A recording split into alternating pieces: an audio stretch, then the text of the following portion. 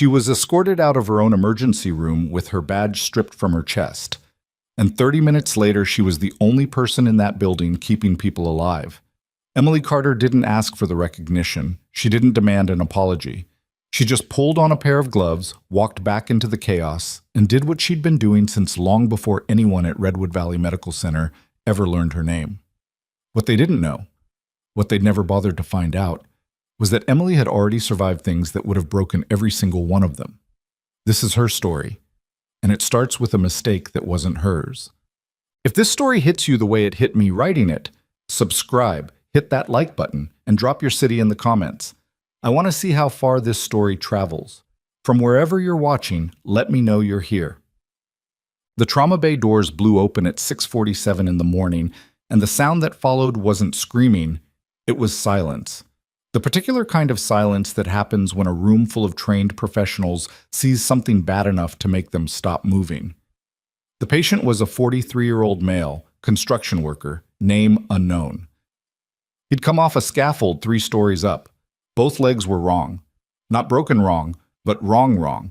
The kind of wrong that meant someone had to make fast decisions and live with them. His pressure was dropping. His pupils were uneven. And the paramedics who'd brought him in were talking too fast, their words stepping on each other, which meant even they were scared. Emily Carter was already at the bedside before the gurney locked into place.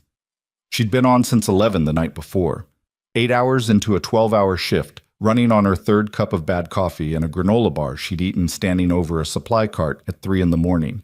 Her dark hair was pulled back tight enough to pull at her temples, and there were smudges under her eyes that no amount of sleep seemed to fix anymore. She was 31 years old, and she looked it. Not in a bad way, just in the way of someone who'd been doing hard things long enough that her face had started to remember them. She got her hands on the man's wrist, checked his pulse against the monitor. Her eyes moved.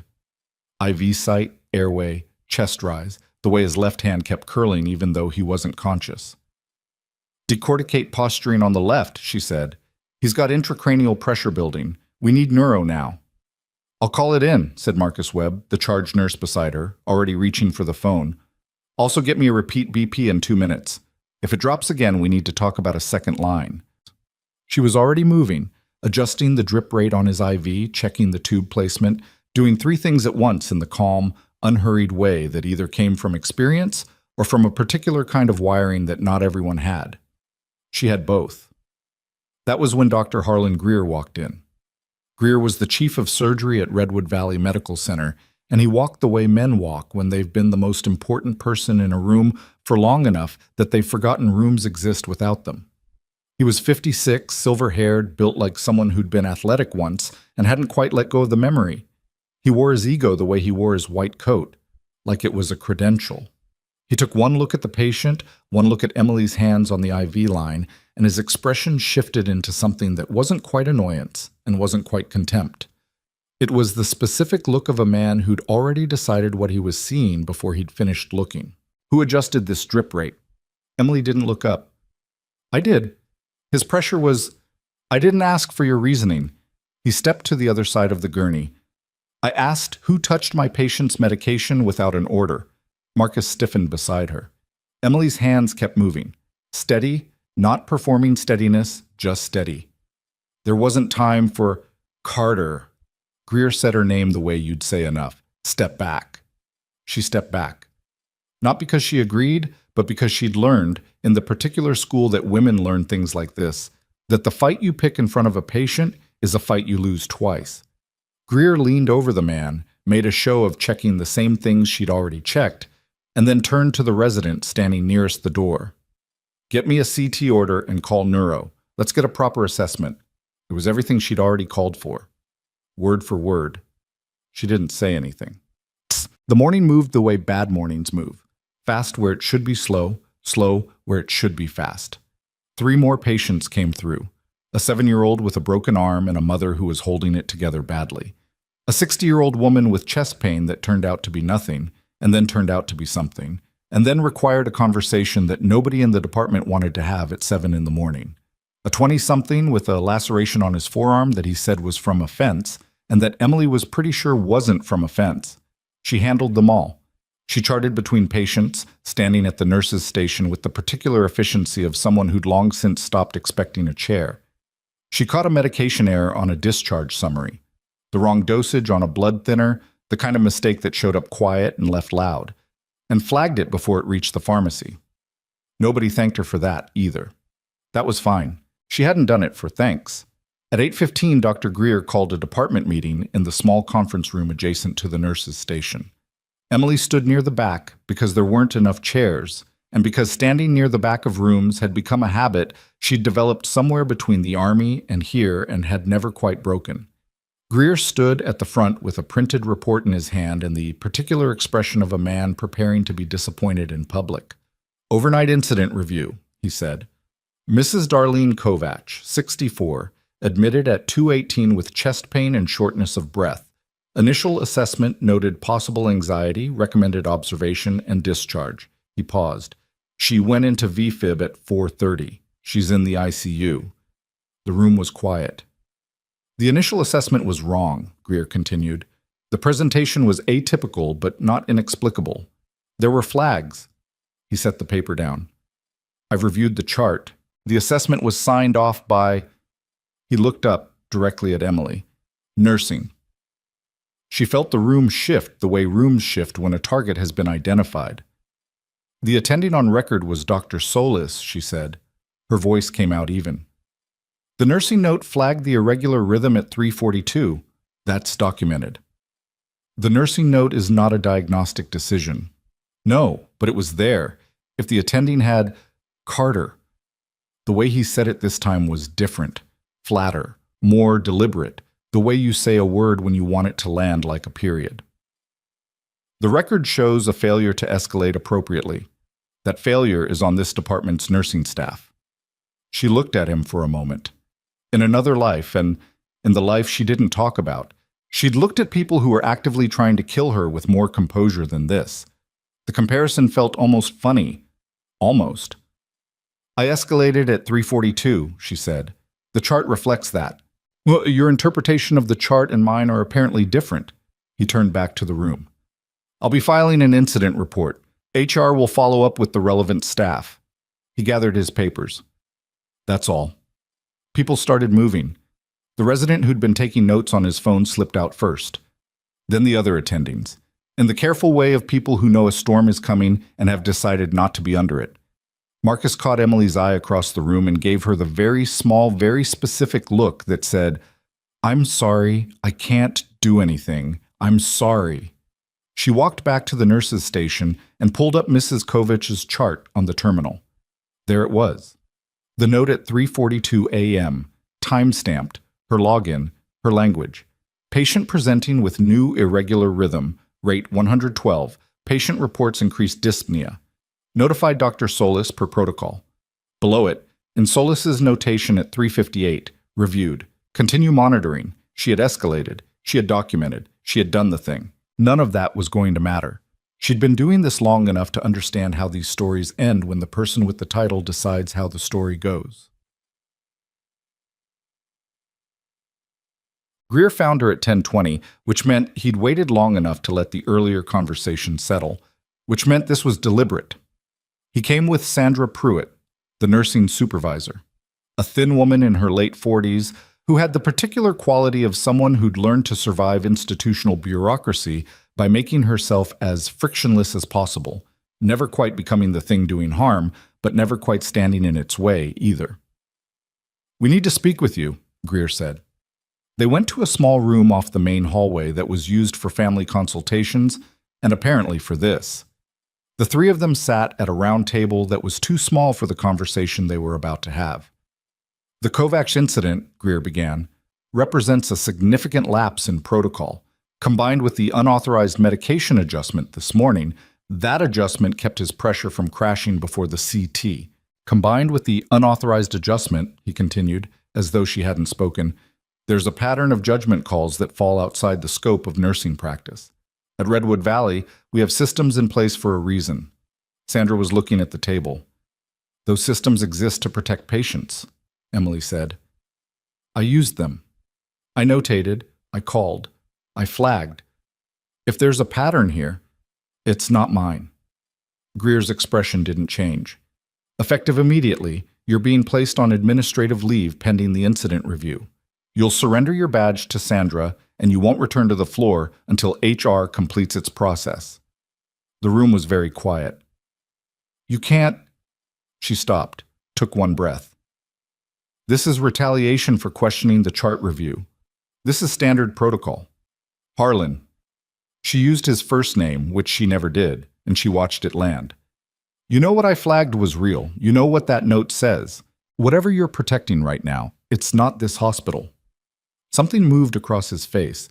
Not guilt, exactly, but the shape of guilt. The shadow it left when someone had already decided guilt was a cost they'd pay later.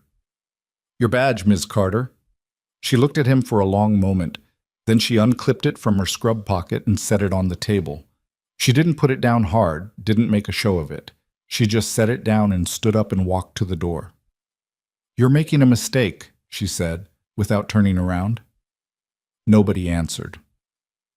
The parking lot of Redwood Valley Medical Center was the kind of institutional gray that absorbed light without doing anything interesting with it. A long rectangle of asphalt flanked by half-dead hedges and a handful of sad trees that the hospital clearly intended to look welcoming and which succeeded only in looking like they were trying. Emily stood by her car, a 7-year-old Subaru with a dent on the rear quarter panel that she kept meaning to fix, and did nothing for about 90 seconds. She wasn't crying. She was past crying about things like this. Or maybe she was so deep into the territory past crying that she'd forgotten the geography of it. She was thinking about Mrs. Kovacs, who was 64 years old and in the ICU, and who had done nothing wrong except trust a system that had been too slow. She was thinking about the chart note at 342, the one that existed, the one that didn't matter. She was pulling her car keys out of her jacket pocket when she heard it, a low, organized sound, the kind of sound that doesn't belong in a hospital parking lot. She looked up. 3 black SUVs and a military transport vehicle were rolling through the hospital entrance, moving in the tight, purposeful formation of people who had a destination and were not in any hurry because they didn't need to be. They were unhurried the way certainty is unhurried. They pulled into the main lot and stopped. Doors opened. 6 soldiers in service dress stepped out. Not combat gear, but not casual either. The kind of uniform worn when the message isn't, we're ready to fight, but we represent something that doesn't need to explain itself. A 7th figure climbed out of the center vehicle. A woman, late 40s, short-cropped, silver-streaked hair, the particular bearing of someone who had been in command long enough that they wore it in their spine. Full-dress uniform, insignia Emily recognized without wanting to. Colonel Diane Marsh. Emily's hand stopped moving. She hadn't seen Marsh in 4 years. She hadn't spoken to her in 3. She hadn't said her name out loud in longer than that, and she'd certainly never expected to see her here, in this parking lot, in this state, outside this building that had just handed Emily back her badge like it was an inconvenience. Marsh's eyes found her across the lot, not searching, not scanning, just finding, the way someone finds something they already knew exactly where to look for. She started walking toward her. Emily stood very still.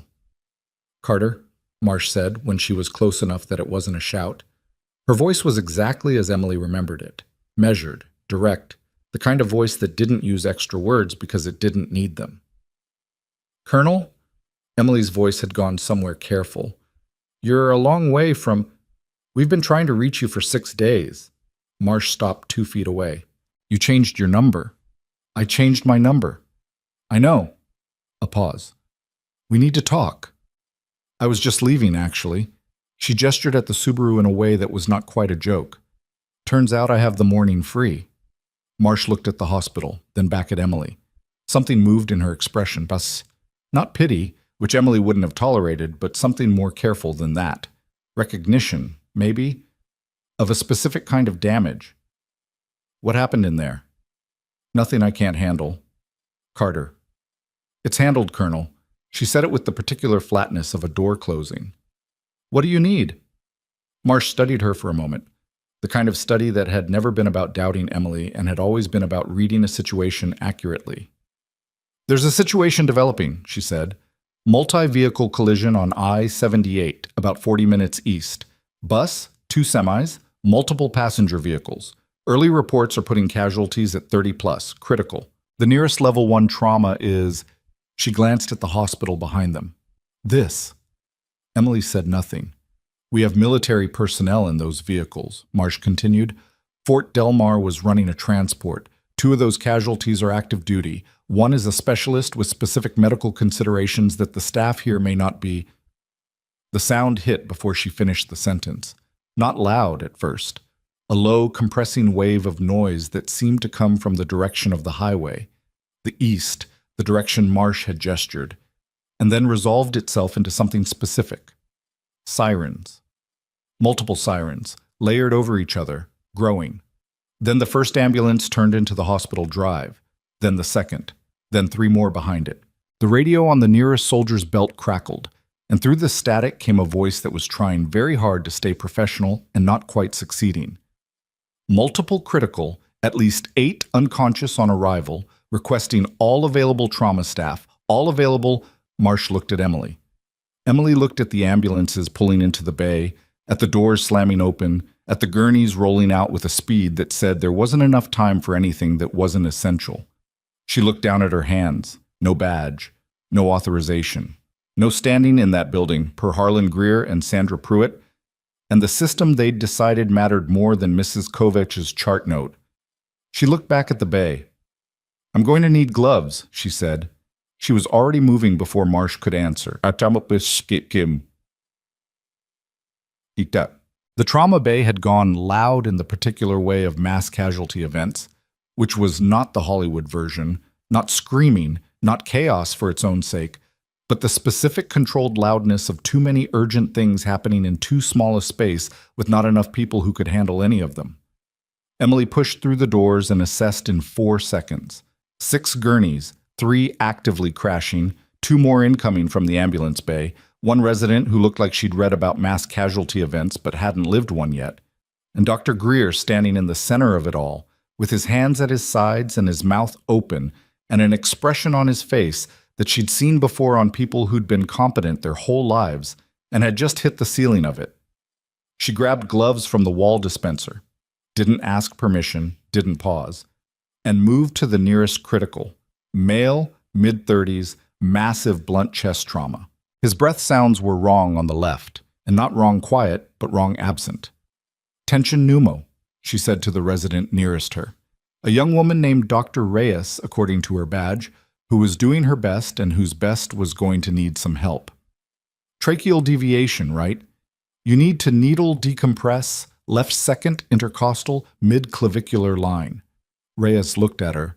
You're not... I know. Emily's hands were already moving, setting up the field. You're going to do it. I'm going to tell you exactly how. Go. Reyes went. Across the room, another alarm. This one, the flat continuous tone that meant a heart had stopped doing the thing hearts were supposed to do. Emily looked. A woman, older, maybe 60. The monitor showing ventricular fibrillation. The attending who should have been at that bedside was 3 feet away, on the phone, apparently trying to reach the chief cardiology fellow at a moment when the patient in front of him was in cardiac arrest. Somebody start CPR, Emily said. Not loud, just clear. Nobody moved. Now! A tech started compressions. Emily crossed to the crash cart, pulled the defibrillator, checked the charge level, checked the pads. Clear. She'd done this in places where the building was shaking, once in a vehicle that was still moving. The steadiness wasn't something she performed. It lived somewhere below performance, in the architecture of her. The shock went in. The monitor hiccuped. Then, reluctantly, a sinus rhythm crept back across the screen. Resume monitoring, she said to the tech. If she converts again, reload and go immediately. Don't wait. She was already moving. Greer had found his voice somewhere in the last 90 seconds, and now he used it. Carter. Carter. She didn't stop. You are not authorized to be on this floor. I want you... There's a tension pneumo in Bay 3 that Dr. Reyes is handling, and she's going to need supervision. The woman in Bay 5 needs a repeat rhythm check in 4 minutes. The man in Bay 2 has a GCS of 7 and dropping, and nobody has called neurosurgery yet. She turned and looked at him. Tell me which one of those you'd like me to stop doing. Greer's face did something complicated. Behind him, through the trauma bay doors, Colonel Marsh stepped inside. She didn't say anything. She didn't need to. She stood near the entrance with two of her soldiers, and she watched. And the watching itself changed the air in the room in a way that Emily felt in her peripheral vision and didn't have time to think about. A new gurney came through the doors. Military uniform. Young. Maybe 22, 23.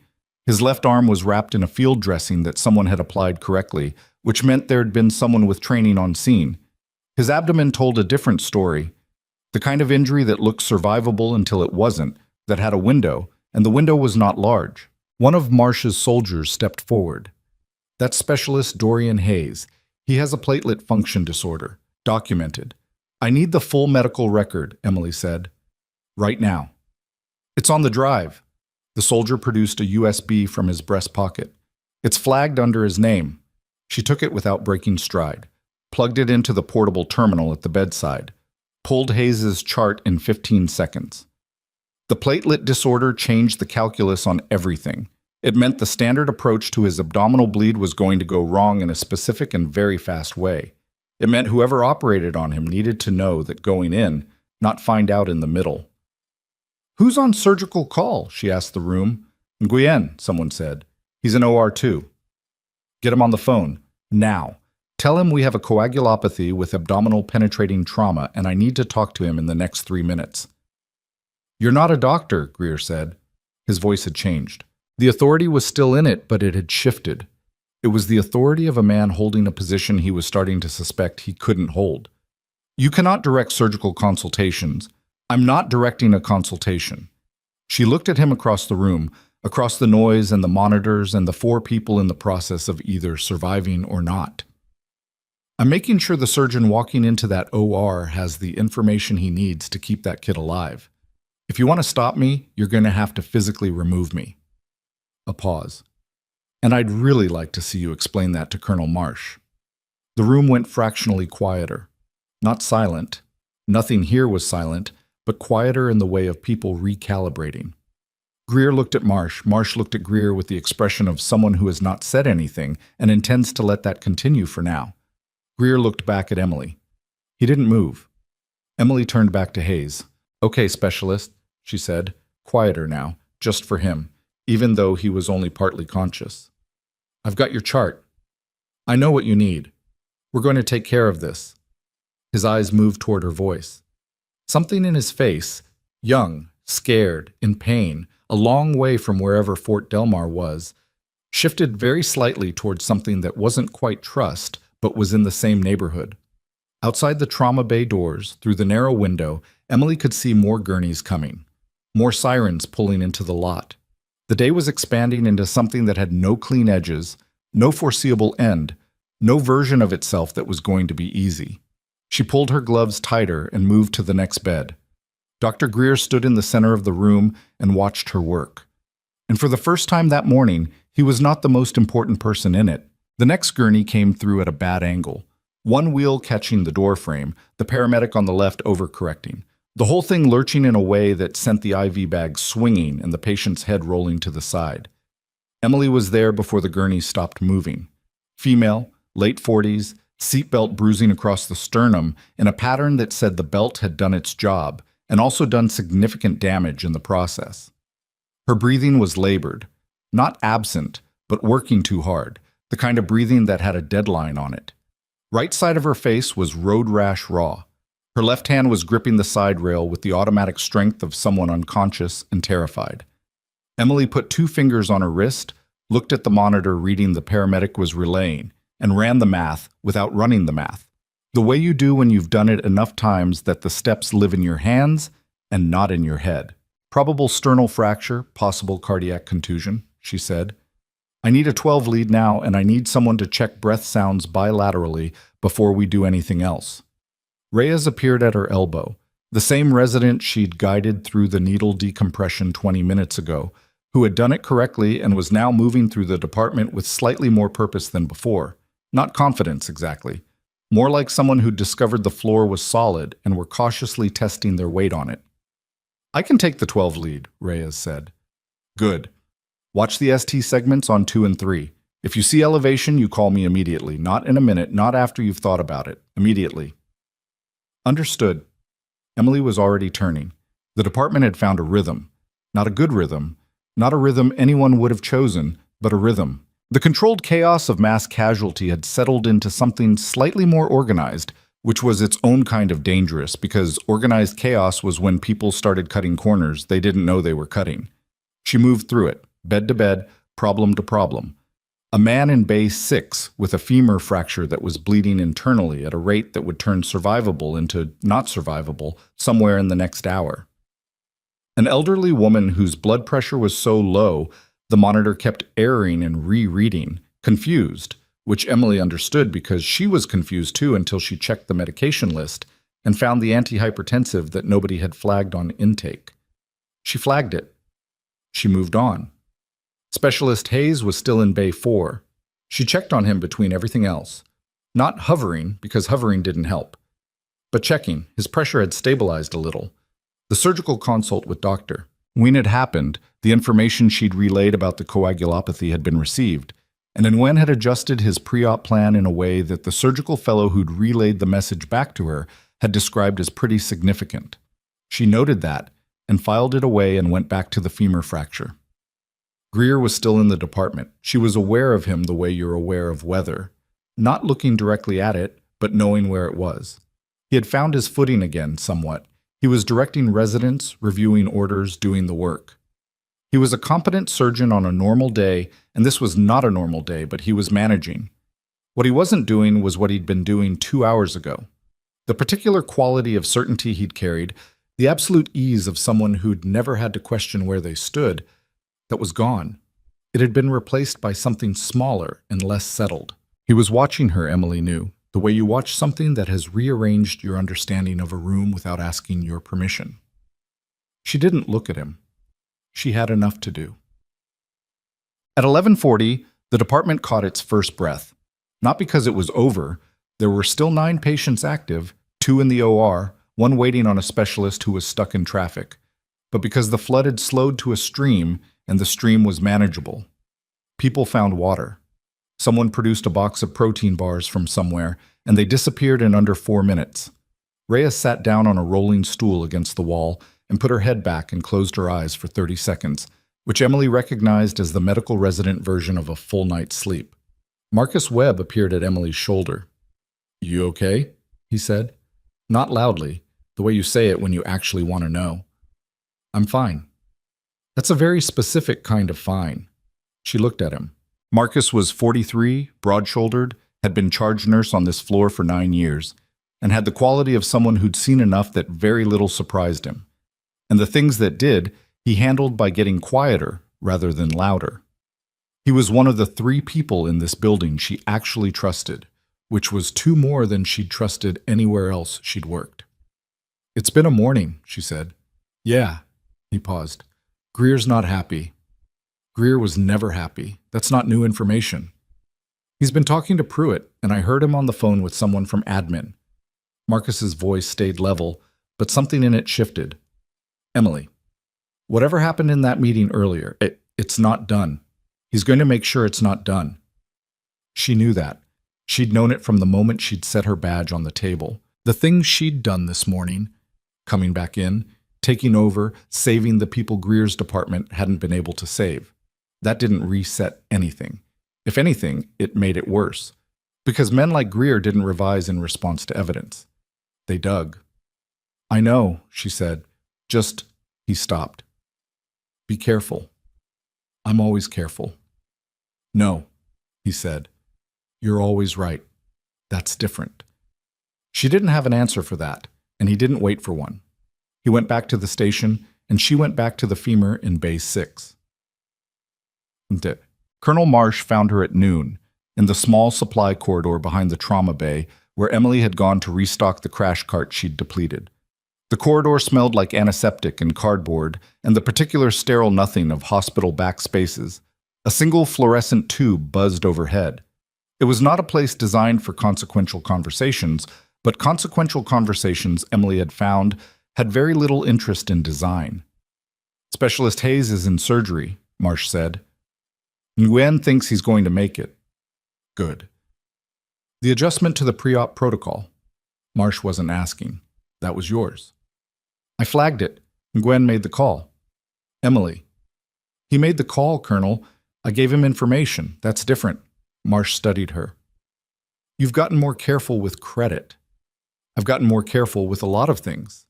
The fluorescent light buzzed. Somewhere through the wall, a monitor alarm went off and then stopped, addressed, handled, filed away. I need to tell you why we came, Marsh said. You mentioned a transport. I assumed that was real, but it wasn't the only reason. She paused, and Marsh was not a woman who paused without purpose. There's been a formal inquiry, filed 3 weeks ago with the Inspector General's office.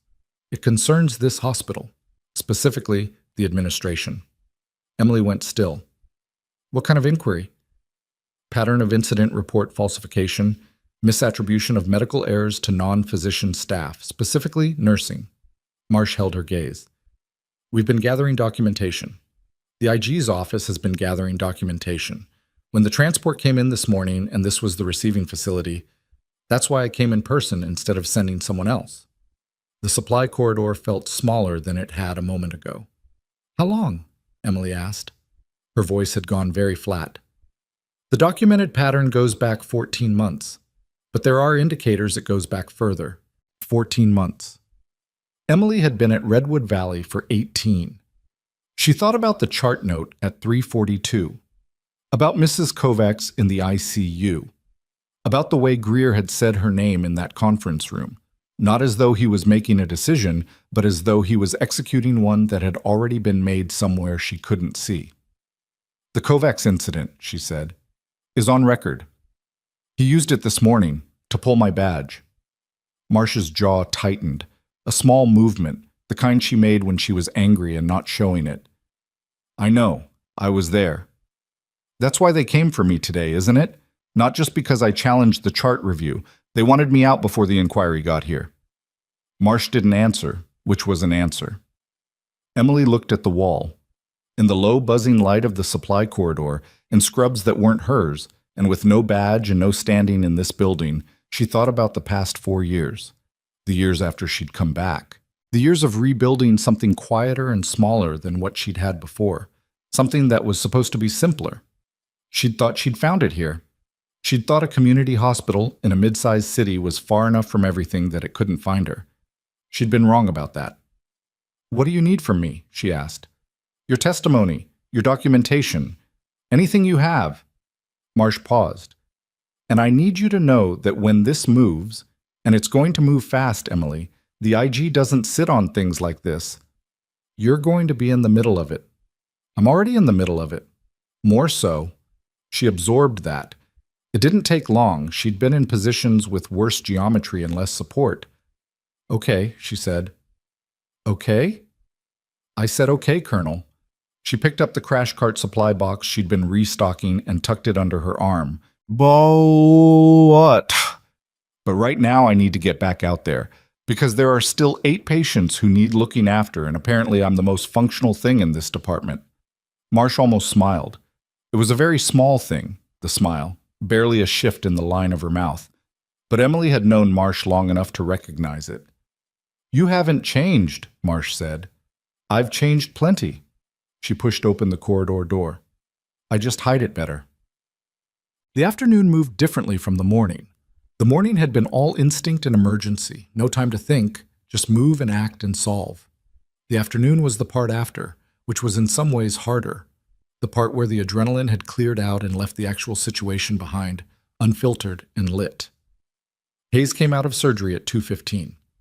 Nguyen's fellow found Emily at the nurse's station to relay the update, which he did with the particular precision of someone who'd been told specifically to find her. Dr. Nguyen said to tell you the coagulopathy flag was what made the difference. He said, and here the fellow checked his phone, apparently reading a text directly, quote, whoever caught that kept him alive, and I want to know who it was. Tell Dr. Nguyen it was a team effort, Emily said. The fellow looked like he suspected that wasn't quite true, but wasn't sure how to say so. He left. Marcus appeared beside her. Nguyen's asking about you by name now. I know. That's the fourth attending today who's... I know, Marcus. I'm just saying it's noticeable. Everything I do here is noticeable. That's the problem. She pulled up the discharge paperwork on the terminal. Has anyone updated Mrs. Kovach's family? Solis did, an hour ago. Is she stable? Stable-ish. They're monitoring for arrhythmia. Emily nodded. Stable-ish was not good, but it was not bad. And it was where Mrs. Kovach had been at 3:42 in the morning when Emily's chart note had said exactly that. And she felt the particular exhaustion of having been right in a way that hadn't helped anyone. At 3 o'clock, Sandra Pruitt came back. She came alone this time, which was different from the morning. No Greer at her shoulder, no authority on loan. She looked like someone who'd been told to deliver a message she didn't entirely agree with and had decided the best way to do it was quickly. Emily, she stopped a few feet away. Her voice was lower than usual. I need to let you know. Administration has completed the preliminary review of the incident report. You're being asked to leave the premises today. Until the formal process. I'm not on the floor, Emily said. I've been handling paperwork at the station. You're still in the building. Patients I assisted with this morning still have open charts. Emily. Sandra stopped. Something shifted in her face. Not quite guilt, but adjacent to it. The expression of someone who'd been practicing neutrality and was feeling the cost of it. I know what happened in the meeting this morning wasn't... She stopped again, started differently. I'm just telling you what I was told to tell you. I know. I'm sorry. I know that too. Emily saved the document she'd been working on and logged out of the terminal. Is Greer in the building? He left an hour ago. And the colonel? Marsh? Sandra blinked. Yes, she's still here, in the administrative conference room. She asked for a meeting with the board chair. Emily stood up. Okay. Okay? Sandra repeated. It was apparently the word of the day. I'll gather my things. She picked up her jacket from the back of the chair. Thank you for telling me yourself. Sandra opened her mouth, closed it, nodded once, unhappily, and walked away. She was in the locker room when her phone buzzed. A number she didn't recognize, but the area code she did. Fort Delmar, 60 miles east. She answered. Carter? A male voice, older, slightly gravel-voiced. Not Marsh, someone else. This is General Warren Platt, IG liaison attached to the Fort Delmar command. I'm in contact with Colonel Marsh. She sat down on the bench in front of her locker and waited. We're accelerating the timeline on the Redwood Valley Review, Platt said, based on what Colonel Marsh observed this morning, and on materials already in our possession, we're executing a formal administrative inquiry. That means investigators on site. It means document holds on the hospital's incident reporting system. And it means any personnel actions taken in the last 24 hours relating to the individuals of interest in our inquiry are going to receive significant scrutiny. Including my administrative leave, she said. Including that, yes. A pause. I want you to understand the scope of what we're looking at, Ms. Carter. This isn't just about this morning. We have 14 months of documented pattern evidence suggesting systematic misattribution of medical errors at this facility. Errors made or enabled by senior physicians being attributed to nursing and support staff. The Kovacs incident, as it's been described to me, appears consistent with that pattern. Emily's hand was flat on her knee. She noticed it there, very still. What do you need from me? She said. It was the same question she'd asked Marsh in the supply corridor, and she noticed that it had become the question she kept asking, the one she was most comfortable with. Not what happens now or what does this mean for me, just what do you need? Right now, nothing you don't already have. Your personal documentation, any records you've kept of flagged incidents, dates, names. If you have anything in writing, texts, emails, notes, preserve all of it. Another pause, shorter. And Ms. Carter, don't leave town. She almost laughed. I just got told to leave the building. The building, yes. The city, no. His voice had something in it that wasn't quite warmth, but was close. The voice of someone who had read a file on her and understood what the file didn't say. You've been handling things here the hard way for a while. That's going to change. The call ended. She put the phone in her pocket and looked at her locker. Inside, A change of clothes, a worn paperback she'd been reading in 15-minute increments for the past month, a photograph she kept face down that she almost never looked at and couldn't bring herself to throw away. Standard locker contents for someone who'd learned to keep their life in a small footprint. She thought about what Platt had said. 14 months of documentation, evidence already in their possession. Whatever she'd been caught in, whatever Greer had built and Sandra had helped maintain and the system had enabled, it was bigger than she'd understood, and it had been seen from the outside in a way it couldn't see itself from within. She'd known something was wrong here. She'd known it the way you know things you can't prove, the way the shape of something reads as wrong before you've identified the specific piece that's off. She'd stayed anyway because the patients needed someone staying, and because leaving felt like letting them win, and because she'd promised herself after she came back from everything she'd come back from that she was going to build something that lasted. She was tired of starting over. She closed the locker without taking anything. On her way out, her second time in the parking lot today, her second departure from Redwood Valley Medical Center with nothing resolved and everything pending, she passed the family waiting room adjacent to the ER. Through the window, she could see them, 8, 9 people, some in each other's arms, some sitting alone with the particular stillness of people who have exhausted the option of movement. Family members of the morning's casualties. Some of them had been there for 6 hours. A woman in the far corner was talking on the phone in a low, urgent voice, her free hand pressed flat to the glass of the window, looking out at nothing. Emily stopped walking. She stood outside the waiting room door for a moment. Then she pushed it open. She didn't have a badge. She wasn't on duty. She had no official standing, and she knew, in the very specific way of someone who'd been removed from official standing twice today, that walking into that room was outside the scope of what she was permitted to do right now. She went in anyway. The woman on the phone looked up. So did an older man in the corner who had the look of someone's father, the particular stricken quality of fathers who had always believed their job was to fix things and had found a situation they couldn't fix. "Hi," Emily said. She kept her voice quiet. "I'm Emily Carter. I was one of the nurses working this morning when your family came in. I don't have any official news for you. A patient care representative should be coming to update you soon. But if you have questions, I can try to answer what I can." Nobody spoke for a second. Then the father said, "My son, they said he was in surgery." "What's his name?" "Patrick. Patrick Dower. He was in the blue. He was driving the—" "I know who Patrick is," she said. Not because she remembered his name, she hadn't known his name, but because she recognized the injury pattern he was describing. The man from Bay 2, the GCS of 7, the neurosurgery call she'd demanded before Greer could redirect her. He was being cared for by the neurosurgery team. Last I knew, they'd taken him up. I don't have surgical updates, but the fact that he went to the OR means the team had a plan. The father's jaw worked.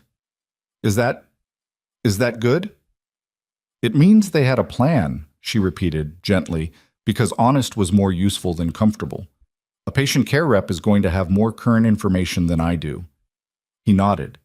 His eyes were wet, and he was holding them steady, with the effort of a man who'd decided he was not going to fall apart in public, and Emily respected that, and she also knew it was costing him considerably. She spent 18 minutes in that room, answering questions where she could, sitting with silences she couldn't fill. It was the part of the job that didn't have a protocol. No chart for it, no order to write, just presence, which was sometimes the only thing that was actually available to give. When she left, the father caught her arm. Not hard, just the touch of someone who needed one more second. "Thank you," he said, "for being in there this morning. Someone told us—" He stopped, collected himself. "Someone told us you were the one who made sure they called the right people for Patrick." She didn't know who'd told him that. It might have been true. It might have been incomplete. She didn't correct it. "Your son was in good hands," she said. "The whole team." Outside, the afternoon air was cool and flat, and the parking lot was quieter than it had been. The military vehicles still present, but settled, no longer arriving. One of Marsh's soldiers was leaning against the transport van with a coffee, scrolling his phone, perfectly ordinary in the way of military personnel waiting for orders. He looked up when she passed and gave her a brief nod that contained something she recognized. a specific quality of recognition, soldier to soldier, that had nothing to do with rank and everything to do with having been in the same category of difficult situations. She nodded back. She found her Subaru. She got in. She sat for a moment with her hands on the steering wheel and looked at the hospital, its institutional face, its lit windows, its ordinary exterior that looked nothing like the inside of it. Her phone buzzed. A text from Marcus. Greer's back. He's in admin. Pruitt called a staff meeting for 4 p.m. Whatever Marsh said to the board chair, it didn't land quiet. She looked at the text for a moment. Then another buzz, same number. Also. Somebody pulled the security footage from last night, all of it. Not admin, someone external. She looked at that one longer. The security footage from last night would have the timestamp on her chart note. The exact moment she'd notified Solis, documented in the system's own record, visible to anyone who pulled the log with the right access.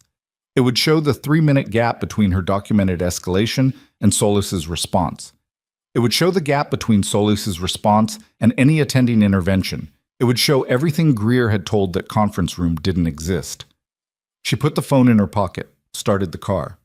She'd been trying to leave this parking lot twice today. Both times, something had stopped her. She wasn't sure if this was the universe's way of telling her something or just the nature of bad days.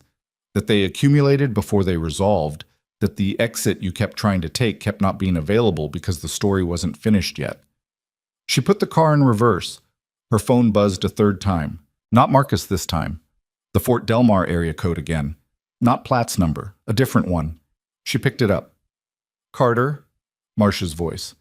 Are you still in the parking lot? She looked out the windshield at the hospital entrance. About to leave. Don't. A pause, shorter than Marsh's usual pauses, which meant something. We have a situation. The board chair just ended the meeting early. Someone, and I don't yet know who, has been accessing and altering records in the hospital's incident reporting system in the last 2 hours. Emily's hand tightened on the wheel. The IG's document hold was filed 40 minutes ago, Marsh continued. Any alterations made after that hold went into effect are tamperable evidence. That means someone at this hospital, in the last 2 hours, made changes to official records after receiving notice that those records were under federal review. The parking lot sat in afternoon light. The soldier by the van had stopped scrolling his phone. Harlan Greer came back to the hospital at 3:15, Emily said. I know. He went to admin. I know that too. A beat. Emily, if we can prove who made those alterations and when, this isn't a hospital administrative matter anymore. She understood what Marsh wasn't saying. She understood the difference between a pattern of institutional misconduct and the specific deliberate act of tampering with records under a federal investigation. The difference was the difference between someone losing their job and someone losing their freedom. What do you need me to do? She asked. Come back inside, Marsh said. The IG investigators arrived 10 minutes ago. They're asking to speak with you. Emily looked at the hospital entrance, the glass doors, the ordinary institutional face of a building that had tried to push her out twice today and which she was apparently about to walk back into for the third time. She put the car in park. I'm on my way, she said. She pushed the door open and started walking, and behind her, her car sat in the lot in the afternoon light, still running, still in park. She'd forgotten to turn it off. And that small, very human thing, that minor lapse of someone who had been carrying too much for too long and had just found out it wasn't over yet, was the most accurate description of her anyone could have offered in that moment. Not invincible, not calm by nature, just moving anyway. The automatic doors opened for her a third time, and this time the building felt different. Not because it had changed, but because she had stopped pretending it was something she needed permission to enter. The lobby was quieter than it had been at any point in the last 8 hours. The morning's flood had receded to a low tide. A few family members in chairs, a volunteer at the information desk, the ambient hum of a hospital in its afternoon phase. But off to the right, near the administrative corridor, something was happening. 3 people in civilian clothes with lanyards she didn't recognize. A hospital security guard standing in a posture that said he'd been told to stand there and wasn't sure why. A woman from the medical records department carrying a sealed banker's box with the expression of someone who'd been asked to do something unusual and was concentrating very hard on not asking questions about it. IG investigators moved like that, contained, deliberate, the particular professional neutrality of people whose job it was to make institutions uncomfortable without telegraphing exactly how uncomfortable they were about to make them. Marsh was at the end of the corridor, standing outside a door that Emily recognized as the main administrative conference room. She was on her phone. She looked up when Emily came through, finished what she was saying in a short two-word exchange, and put the phone away. "They're ready for you," she said. "How many?" "Two. Civilian investigators from the IG's office, Sauer and Park. They've already pulled the system logs." She paused. The alterations were made from a workstation registered to Greer's administrative login between 3:22 and 3:47 this afternoon. Emily processed that. The document hold had been filed at 2:51. Greer had returned to the building at 3:15, according to what Marcus had told her. That left a very narrow window between his arrival, the moment he would have understood what was happening and the moment he sat down at a computer and decided to do something about it. "He knew," she said. "Someone told him about the inquiry before he came back." Marsh's jaw was doing the thing again. "We don't know who yet." "Does it matter? The alterations are time-stamped. It matters for the full picture." A short pause. "It also matters because whoever told him may have been in a position to access the IG's filing before it was officially served." Emily understood the implication without needing it unpacked. Someone inside the hospital had known, not a leak from outside, a leak from within, from someone with enough access to see what was coming and make a call. She filed that and pushed open the conference room door. Sauer was older, mid-50s, reading glasses pushed up on his forehead, the kind of man whose authority came so completely from competence that he'd long since stopped feeling the need to signal it. Park was younger, maybe 35, with a tablet and a recorder and the focused energy of someone who had done a great deal of preparation for this conversation. They didn't waste time. "Ms. Carter," Sauer said, "I want to start with the Kovacs incident because it's the most recent and most documented. Walk me through what happened from your perspective, beginning with your first assessment of the patient." She walked them through it, all of it. The irregular rhythm at 3:42, the notification to Solis, the documentation, the lag, the morning meeting where Greer had used it, the way he'd framed it in front of the department. She was precise, and she was not emotional, and she did not editorialize, because she understood that editorializing was what people did when they didn't trust the facts to carry the weight, and she trusted these facts. Park was typing. Sauer was watching her. When she finished, Sauer said, "How many prior incidents like this, where your documentation was questioned or attributed differently, are you aware of?" "In my 18 months here? Directly involving me, at least 4 that I know were formally documented differently than I recorded them. Indirectly, patterns I observed involving other nursing staff, more." "Can you identify those staff members?" "Marcus Webb, charge nurse. He can speak for himself. Tina Ortega.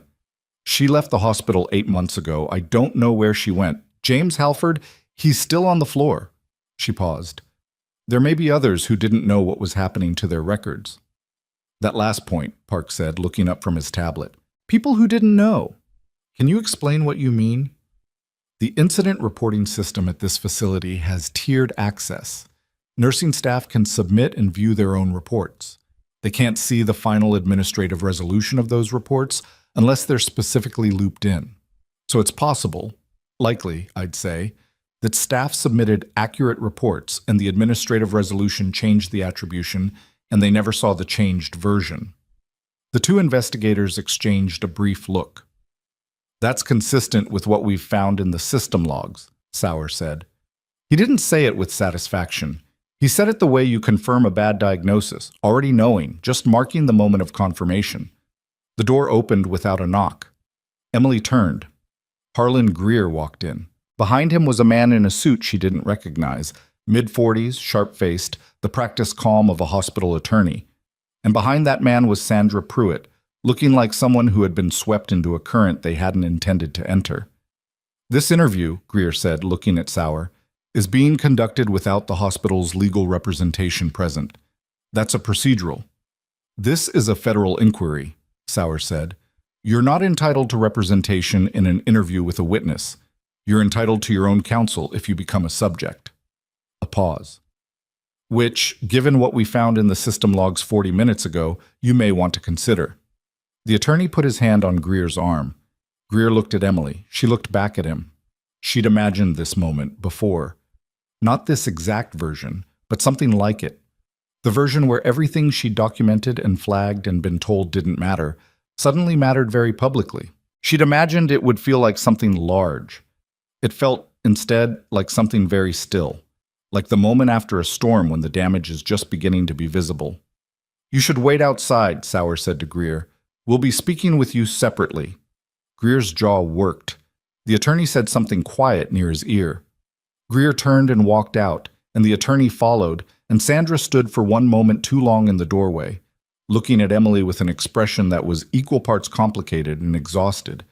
And then she left too. The door closed. Park looked at Emily. You okay to continue? Yes, she said. They went for another 40 minutes.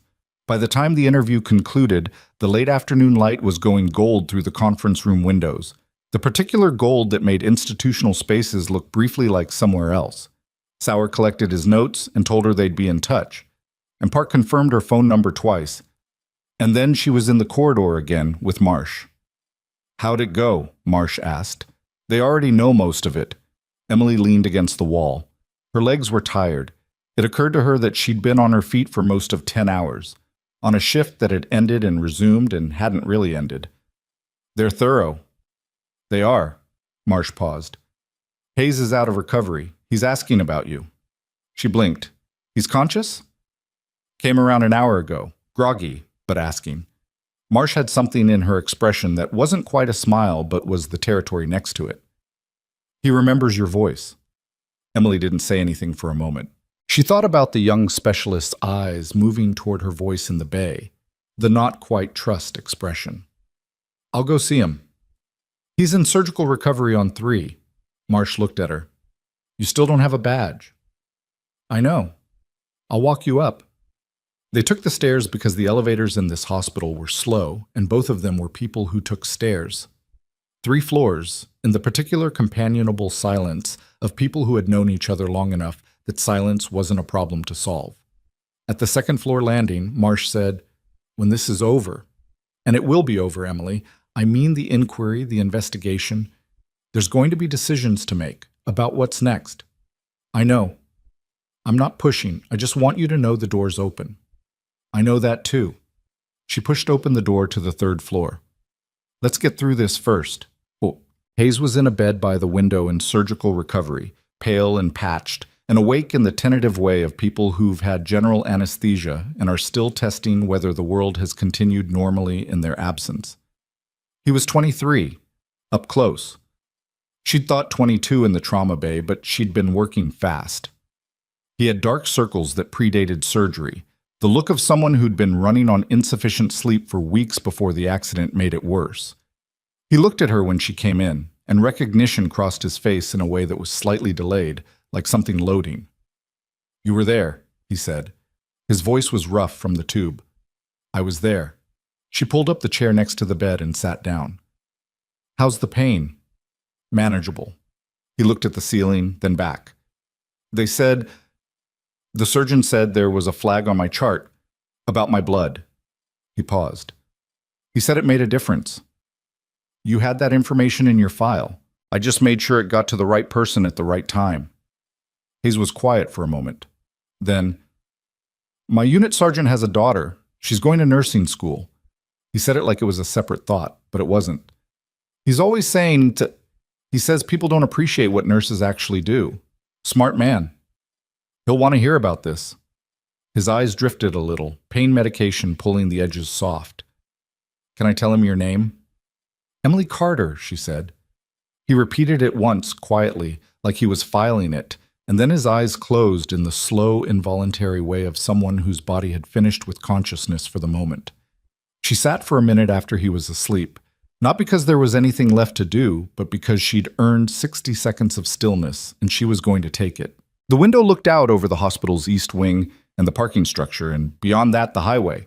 The one that had produced this morning's disaster, running its ordinary afternoon traffic like nothing had happened on it. Which was true. Roads didn't remember. They just carried the next thing. Her phone buzzed. Marcus. You need to come back down. Now. Not a question. She stood up. Ikab. The situation that greeted her on the first floor was this. Greer had not waited. Somewhere between being told to wait in the corridor and the 40-minute interview concluding, he had gone to the nurse's station, accessed a second workstation, not his administrative login this time, but a shared clinical terminal, and pulled up the incident report queue. Marcus had seen him do it. Marcus had taken a photo on his phone of the screen before Greer closed the window. He was in the queue for 4 minutes, Marcus said. His voice was very controlled. I don't know what he accessed or changed. I just know he was in it. Emily looked at the photo. The timestamp in the corner was 4:52 p.m. The document hold covered all incident reports from the previous 14 months. Any access, not just alteration, but access, was supposed to be logged and would now be part of the federal record. The fact that Greer had used a shared terminal rather than his own login didn't make it invisible. It made it visible in a different way, the way of someone who understood they were being watched and had tried to find a workaround, which was its own kind of statement. She called Marsh. He did it again, she said. Different terminal. Marcus has a photo. A pause. Where is he now? I don't know. Find out. Marsh's voice had gone into its flat operational register. Don't approach him. Just find out. Emily looked at Marcus. Marcus looked at the corridor toward admin, then at the trauma bay, then pulled out his phone and made a call. 30 seconds later, he's in the attending lounge. One of the day shift residents just saw him go in. She relayed that to Marsh. Okay. Marsh paused. Emily, I need you to stay on the floor. Don't leave and don't go near him. Sauer is 10 minutes out. He went to get the document hold paperwork from the vehicle. When he's back, we're going to have a different kind of conversation with Greer. Understood. She put the phone down and stood at the nurse's station and did what she'd been told, which was stay, which was one of the harder instructions she'd been given all day. 3 minutes later, the attending lounge door opened. Greer came out. He'd taken off his white coat. He was in shirt and slacks, which made him look simultaneously more ordinary and less settled, like a version of himself that hadn't been fully assembled. He scanned the floor and his eyes landed on Emily, and he walked toward her. Marcus stepped between them. Not dramatically, just stepped, the quiet physical statement of a large man who has decided where he's standing. Greer stopped. He looked at Marcus, then passed him to Emily. I want to talk to you, he said. I don't think that's a good idea right now, she said. I'm not asking about the investigation. Something in his voice had changed. The certainty was gone, had been going all day, actually, chipping off in pieces since the trauma bay. But now there was almost nothing left of it. What remained was something rawer and less controlled, which in a way was more dangerous because raw and uncontrolled men made different decisions than certain ones. I'm asking about this morning, about the patients. She waited. The Hayes kid, he said. Nguyen said the pre-op flag. He stopped. How did you know? About the platelet disorder? His file, she said. I read his file. You read a military medical record from a USB drive you were handed by a soldier you'd never met, in the middle of a mass casualty, in under a minute, and you pulled the relevant flag and relayed it accurately to a surgeon on the phone.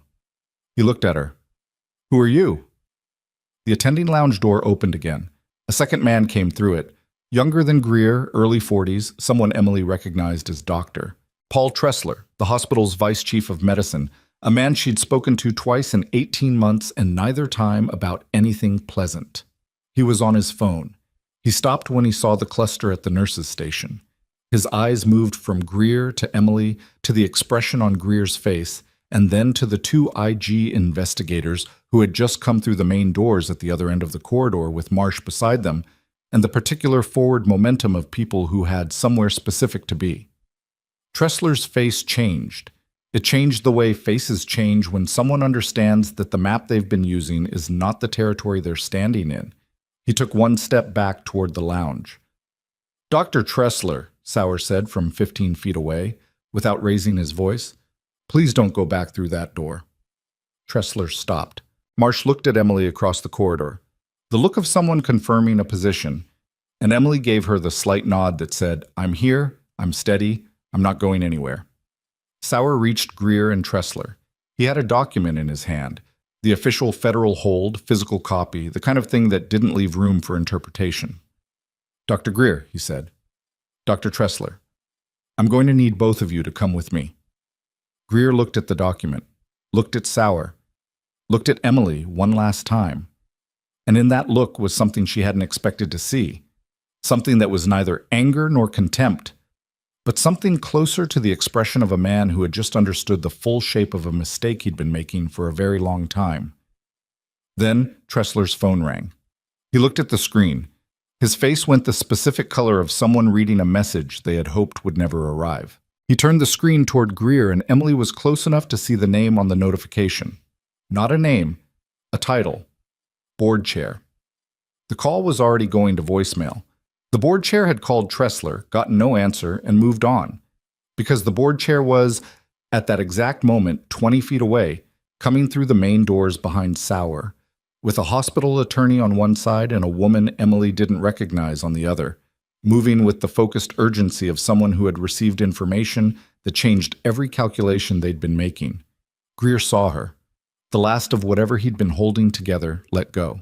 And in the sudden, terrible quiet of that corridor, the monitors beeping behind the nurses' station, the fluorescent lights indifferent above them, the ordinary hospital air that had carried so many difficult things today, Emily Carter stood without a badge and without authorization and without the title that was supposed to define what she was allowed to do in this building, and she watched 14 months of constructed narrative begin to come apart at the seams. Her phone buzzed in her pocket. She didn't reach for it yet. She would. But not yet. Because Patrick Dower's father was walking out of the family waiting room at the end of the hall, following a patient care representative toward the elevators, and his face had changed completely from the hours before. It had the exhausted, shaking, specific relief of a man who has just been told his son is going to live. He saw Emily across the corridor. He raised his hand. She raised hers. And then her phone buzzed again. And this time she looked. Unknown number, local area code. A text. 4 words. Check the security footage. 4 words. She looked at them a second time, as if the second reading would tell her who'd sent them, or why now, or what specifically she was supposed to find. It didn't. The number was local but unrecognized. The message was stripped clean of anything that made it useful beyond its instruction, and the timing, the exact moment when Sauer had Greer and Tressler in his gravitational field and the board chair was crossing the lobby, felt like either very good instinct or something more deliberate. She texted back, "Who is this?" No response came. She put the phone in her pocket and looked at Marsh, who had watched the text exchange from a few feet away with the alertness of someone who'd learned to read peripheral information. "Someone just told me to check the security footage," Emily said, quiet enough that it didn't carry. Marsh's eyes moved briefly to the cameras mounted in the corridor corners.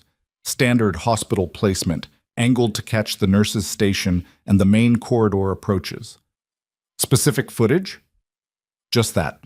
No context. "Forward it to me." She held Emily's gaze for a beat. "And stay here." Marsh moved toward Sauer. Emily stayed. The next 20 minutes had the compressed, overlit quality of something that hadn't finished becoming what it was going to be. Sauer walked Greer and Tressler to the administrative conference room for the second time in 3 hours, which gave the hallway the strange double exposure feeling of a scene being reshot.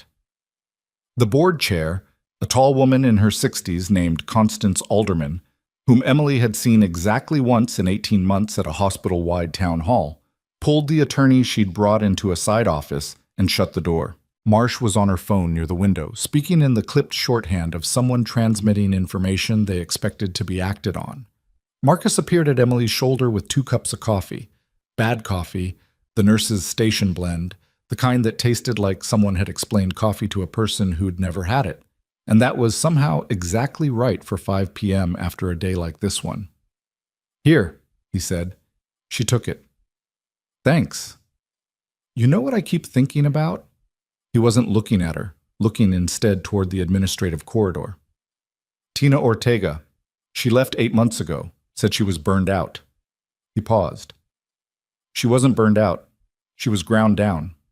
There's a difference." "I know. I should have pushed harder when it was happening." "You didn't know the full shape of it." "I knew enough." He drank his coffee. "That's the part I keep coming back to. She didn't offer him absolution because he didn't want it and because it wasn't hers to give. What she offered instead was the specific honesty of someone who'd been in the same position and made the same calculation at different points. You stay because the patients need someone staying, and you tell yourself the staying is enough. And sometimes it is, and sometimes it's just the story you tell yourself to get to the next shift. "When this is resolved," she said, "find Tina." He nodded. "Tati. The security footage. She got access through Marsh, who got it through Sauer's team, who had already flagged 12 hours of recording across 6 cameras as part of the document hold. The footage itself wasn't new. It was the same system the hospital had always had. Timestamps on everything, archived in the IT department's servers, accessible to anyone with the right credentials. The question was what someone wanted her to see and why they'd sent the message now. She sat at a terminal in a small room adjacent to the nurses' station, one of those unlabeled rooms that accumulates the overflow function of a busy department, and pulled up the archived footage from the previous night. The IT liaison who'd given her access, a young man named Fowler, who clearly didn't fully understand what was happening but understood it was serious enough to cooperate without asking many questions, stood near the door. "What are you looking for?" he asked. "I'll know it when I see it," she said, which was true and also meant she didn't know yet. She started at midnight and moved forward. The corridor cameras caught the normal rhythms of a night shift. Staff moving between rooms, the occasional family member in the wrong place, the particular slow motion of 3 a.m. when the building breathes differently. She watched the nurse's station feed and found herself at 3:38 a.m., and then 3:41, and then her own figure moving at 3:42, unmistakably her. The posture and the efficiency of movement that she apparently carried even when she wasn't aware of it, reaching for the phone. That was what she'd expected. She kept going. At 4:04 a.m., 22 minutes after her documented escalation to Solis, the corridor camera caught a figure moving away from the nurse's station. She slowed the footage. A man, tall, white coat, moving toward the staff break room. She didn't recognize him from the angle. She noted the timestamp and moved forward. 4:17 a.m. Solis's documentation, reviewed, continue monitoring. 4:19 a.m. The same figure, returning from the break room. Better angle this time. She paused the footage and looked. It wasn't Solis. She sat with that for a moment. Then she moved the footage back and ran it again. Not Solis. Solis was shorter, heavier, moved differently. This man was lean, long-strided, with the particular posture of someone who'd spent years in operating rooms bending over tables. She pulled the footage to its clearest frame and looked at the face. Tressler. Paul Tressler, Vice Chief of Medicine, had been at the nurse's station at 4:19 a.m., 2 minutes after Solis had documented his review of Mrs. Kovach's escalation, and 17 minutes before Kovach went into VFib. She pulled up Tressler's credentials in the system log for that night, logged in at 4:21, accessed Kovach's chart, logged out at 4:24. He hadn't just known. He'd looked. He'd looked at the chart, seen the escalation note, seen Solis's response, and done nothing. Not because he hadn't understood what he was seeing, because he'd understood exactly and made the calculation that nothing required his intervention. She pulled her phone and sent the timestamps to Marsh in a text. 3 lines, no explanation because the numbers explained themselves. Marsh's response came back in 40 seconds, sending Fowler back. "Don't close that window." Well, Sauer looked at the footage 3 times. Not because he needed 3 viewings, but because he was the kind of investigator who looked at things the number of times necessary to be certain, and certainty here required 3. Tressler logged into Kovach's chart at 4:21, Emily said. 2 minutes after Solis documented his review, Kovach coded at 4:30. 9 minutes, Sauer said. 9 minutes during which the vice chief of medicine had reviewed the chart, had seen the escalation flag, and had not intervened. She stopped herself from editorializing. She'd said the fact. The fact was enough. Sauer leaned back in his chair. He had the expression of a man who had been doing this long enough to be unsurprised by human failure, and who remained, nonetheless, tired by it in a way that didn't go away. This changes the scope of the Kovacs incident. Yes. It also changes what Tressler's position in this inquiry looks like. He looked at her, just, Miss Carter, who sent you the text? I don't know. You have no guesses. She thought about it honestly. Someone in the hospital. Someone who had access to the security system or knew what was on it, who understood the significance of Tressler's presence at that timestamp, who had seen what Emily couldn't see from the nurse's station. Someone who had decided today, after the IG arrived, after the document hold, after Greer's returns to the building, that it was time for this specific piece to surface. Someone who knew and had been waiting for a moment when it would actually matter, she said. Sauer nodded slowly. That's also my guess. He looked at Fowler. I need the full access log for Kovach's chart. Everyone who touched it, from admission to this morning. Fowler, who had been in the corner with the careful invisibility of someone trying to take up as little space as possible in a room full of serious things, straightened up. I can pull that. Do it now. He did. The log had 11 entries. Emily scanned them. Admitting nurse. Solace. Multiple times. Her own escalation note. A pharmacy verification. Solace again. And then, at 6:14 a.m., 2 hours after Kovach had coded, 45 minutes before the morning shift started, Greer. Greer had accessed Kovach's chart at 6:14 a.m., before the morning meeting where he'd blamed Emily. Before he'd stood in that conference room and said the words, the record shows a failure to escalate appropriately. He'd read the chart. He'd read her note at 3:42. He'd read Tressler's access at 4:21.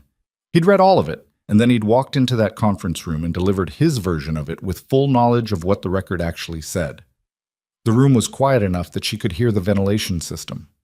He knew, Fowler said from the corner. He'd seen it too.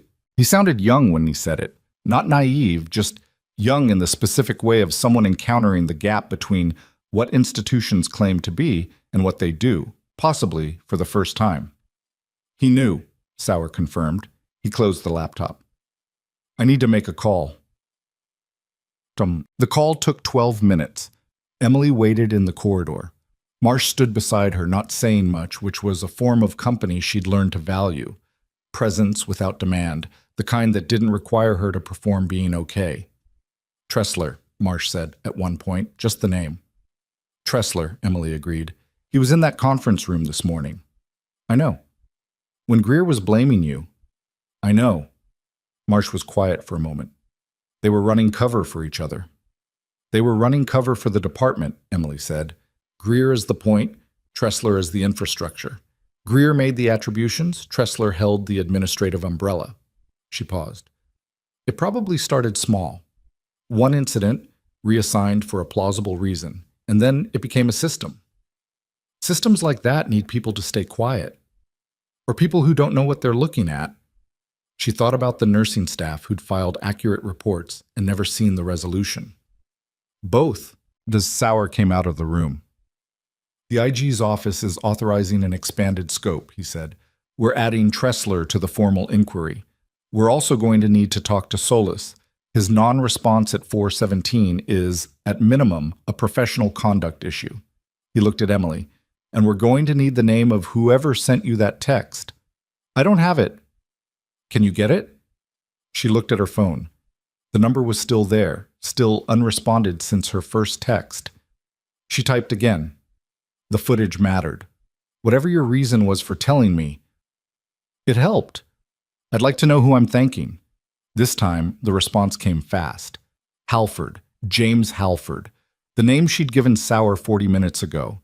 Still on the floor, still working, one of the nursing staff she'd identified as having had his own incident reports potentially altered. She'd never spoken to him directly about it. She hadn't known he was watching. She showed Sauer the screen. He read it, nodded once. I'll want to talk to him. He's on shift, she said. Bay Area, probably. He works nights usually, but they're short-staffed. After you, Sauer said, and the politeness of it, the complete neutrality of it, was so unlike the experience of every official interaction she'd had in this building for 18 months that she almost didn't register it as what it was. An acknowledgement that she knew the floor, that she knew who was where, that she was, in this building, the person with the most accurate map. She led him to Halford. James Halford was 38, a night shift nurse who'd been at Redwood Valley for 4 years, and he had the look of someone who'd been carrying something he hadn't known how to put down. He saw Emily coming, and something in his face shifted.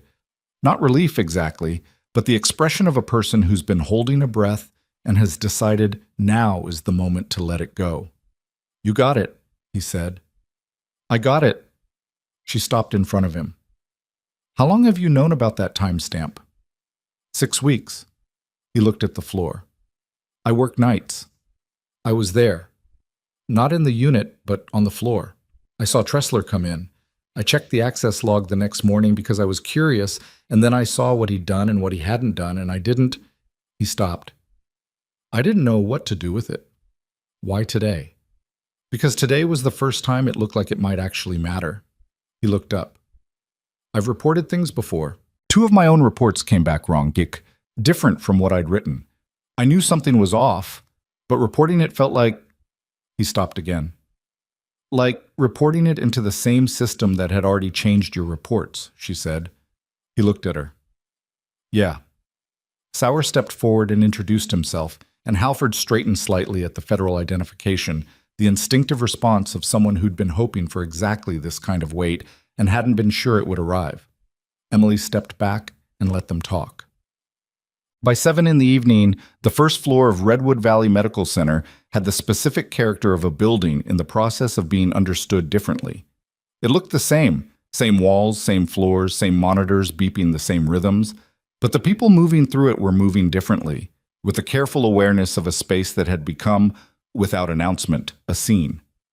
3 things happened in close enough succession that they felt connected, even if their exact causality was still being sorted out. The first, Constance Alderman, board chair, emerged from the side office where she'd been with her attorney for 90 minutes and walked directly to the administrative conference room where Greer and Tressler were being interviewed by Sauer's team. She didn't knock. She went in, and the door closed, and what could be heard from the corridor was low and controlled and went on for 6 minutes. And when it stopped, the quality of the silence that followed was different from silence that precedes a continuation. It was the silence of something ended.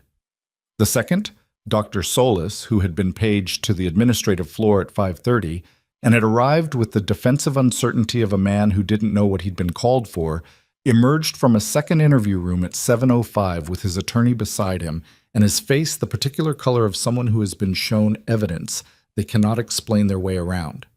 He didn't look at anyone as he walked to the elevators. His attorney walked close and said nothing. The third, Marcus Webb appeared at Emily's elbow with his phone showing a text from Tina Ortega, timestamped 6 minutes ago. She'd seen something on social media. Someone had posted vaguely about serious administrative actions at Redwood Valley, and she'd reached out to Marcus, who was the safest contact she still had there. The text read, "Is it finally happening?" Marcus looked at Emily when he showed her. She looked at the text. She thought about Tina leaving 8 months ago. The ground-down version of burned out, the version that's quieter and takes longer to name. "Tell her yes," Emily said. He typed it. Alderman found Emily at 7:20 in the corridor outside the nurses' station, which had become, by some unplanned logic, the gravitational center of the day's events. Alderman was the kind of woman who had gotten to where she was by being, consistently, the most organized person in any room she entered. Not the loudest, not the most aggressive, but the most prepared. She looked at Emily with the evaluating attention of someone who had been hearing Emily's name for several hours and was in the process of reconciling what she'd been told with what she was looking at. "Ms. Carter," she said. "Ms. Alderman. I want to be direct." She had the voice of someone for whom directness was a practice rather than a personality trait, something she'd chosen. The board has been reviewing the materials the IG's team shared with us this afternoon. Combined with the security footage and the system logs, she paused. What was done to you and to other staff members of this hospital over an extended period is indefensible. And the actions taken against you today, specifically, represent a misuse of administrative authority that the board does not endorse. Emily looked at her. With respect, Ms. Alderman, the board's employment and credential policies make it possible for the system Dr. Greer built to exist. The oversight structure that should have caught this over 14 months didn't catch it. Alderman didn't flinch. That, Emily noted, was to her credit. You're right. That's also something the board is going to have to address. Okay. I'd like to meet with you formally, tomorrow, if possible, with the IG's team and our legal counsel. I'll be here, Emily said. Alderman nodded once and moved away. Emily watched her go and thought about the distance between indefensible spoken in a corridor at 7:20 p.m. and actual accountability, which was longer and more procedural and less cinematic than any single moment suggested. She'd learned that distance before. She respected the acknowledgement and reserved judgment on what it produced. Her phone rang. Fort Delmar area code, Platt. Ms. Carter, he said, I've been briefed on today's developments. The expanded scope includes Tressler, and we're in communication with the State Medical Board regarding both Greer and Solis. The civil side will move on its own timeline, but I want you to know the federal investigation is formally underway, and your status in this building, a brief pause, is not what it was this morning. She understood the careful precision of that language. Not your badge is reinstated or you're cleared. Both of those were formal processes with formal steps. But your status is not what it was meant something real. It meant the weight had shifted. Thank you, General. Thank Colonel Marsh. She made some calls I didn't ask her to make, and they were the right ones. He paused. One more thing. The anonymous text to your phone, Halford. His 2 altered reports are now part of the inquiry record. His identity as the source is protected under federal whistleblower provisions. Make sure he knows that. I will. The call ended. She went and found Halford, who was charting at the far end of the nurses' station with the concentrated focus of someone doing ordinary work inside an extraordinary day. She told him what Platt had said. He read the information with the careful attention of someone filing it properly rather than reacting to it. Whistleblower protection, he said, federal level.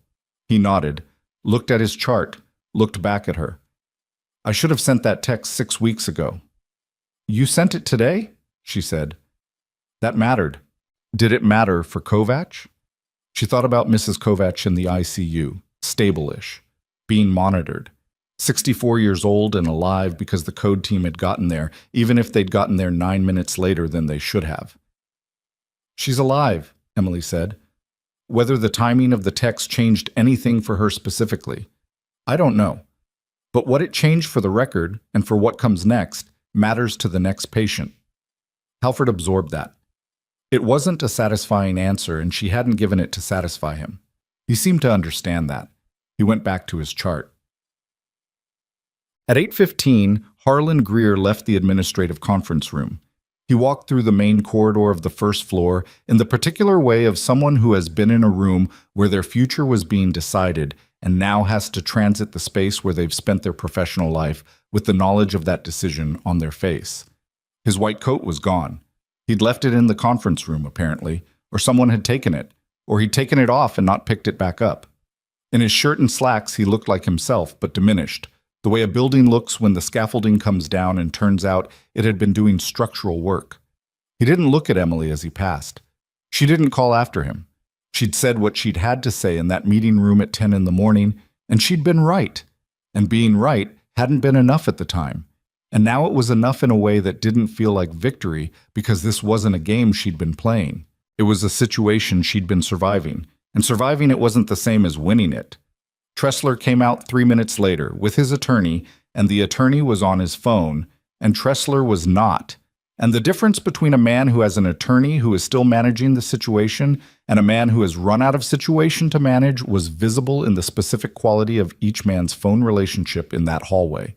Sauer came out last. He stopped beside Emily. We're wrapping for tonight, he said. We have what we need for the preliminary record. Both Greer and Tressler have been formally notified of their status in the inquiry and advised against accessing any hospital records or administrative systems. The board chair has issued an interim order suspending Greer's clinical privileges and Tressler's administrative access pending the investigation. She nodded. The full process will take time, he said. Months, potentially. The institutional side, the state board, the civil claims, these things don't conclude quickly. I know. What you did today, the documentation, the testimony, the cooperation, built the foundation for all of it. He looked at her with the direct, calibrated respect of someone who didn't offer it decoratively. I want you to know that. Thank you. He moved toward the exit. Halfway there, he turned back. One more thing. The alteration Greer made to the incident reports this afternoon. The second access from the shared terminal. We pulled the full record of what he changed. He paused. He wasn't only altering reports about your incidents. He was also modifying the Kovacs report that had been filed this morning after the coding event. The preliminary version, the one that would have set the narrative for any subsequent review. She was still. He was trying to preempt the investigation by establishing a written record before the inquiry locked it.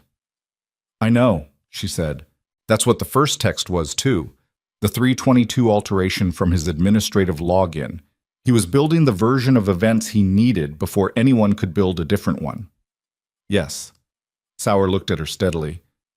What he didn't account for was that you had already built one, too. An accurate one. Time-stamped, documented, witnessed. That's what made his version impossible to make stick. He let that sit for a moment. Get some rest, Ms. Carter. He left.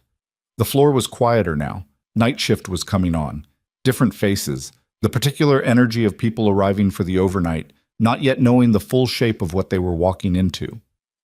Marcus was briefing the incoming charge nurse at the station, and Emily could hear the careful, professional summary of a complicated day being handed off in the language of clinical fact, because that was how this floor communicated the things it needed to communicate. She was sitting on a bench near the vending machines, the unglamorous plastic bench that nobody sat on intentionally, but that had been there for years and had therefore accumulated the weight of many people's exhausted moments.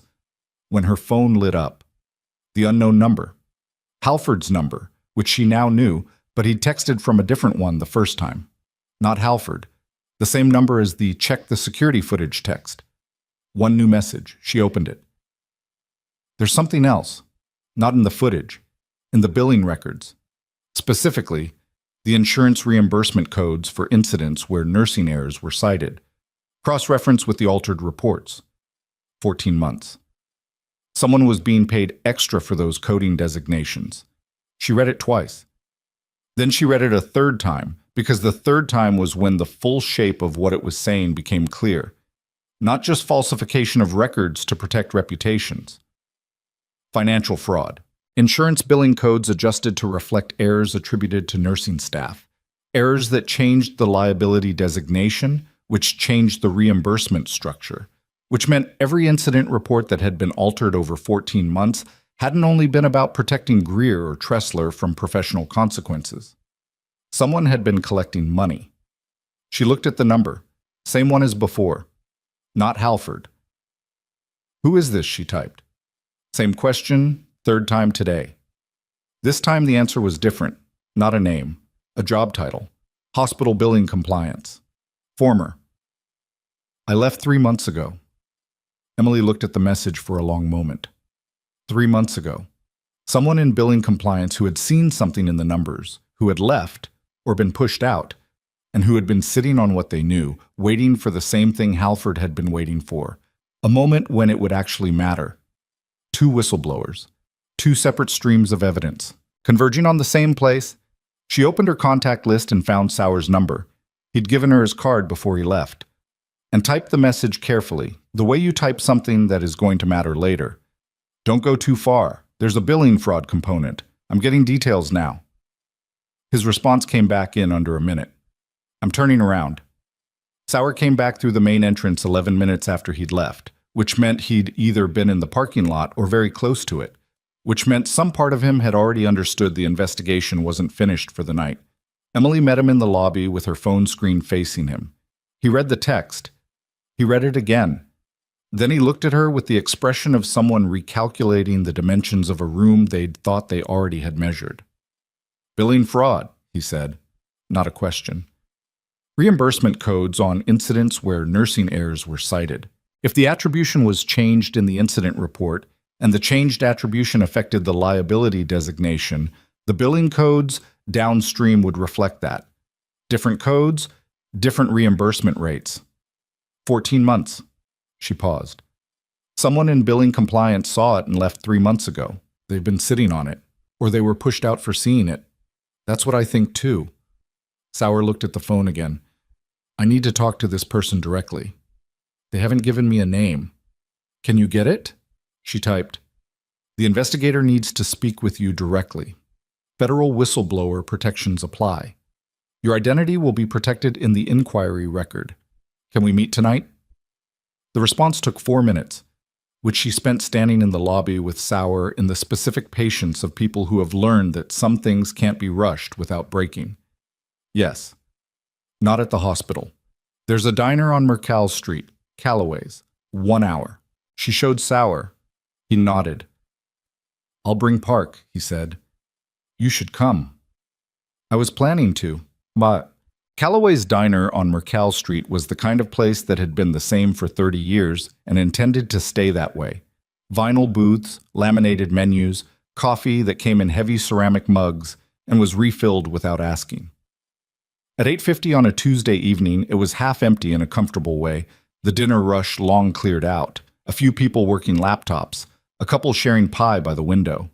The woman waiting in the back booth was in her early 40s, dark-haired, with the particular tiredness of someone who had been preparing for this conversation for months and was now inside it and finding that preparation and actual arrival were different things. Her name, she told them when they sat down, was Vera Nolan. She'd been Redwood Valley's billing compliance officer for 6 years. She'd left 3 months ago with a standard separation package and a non-disclosure agreement that she'd signed, and then spent 90 days being quietly uncertain about.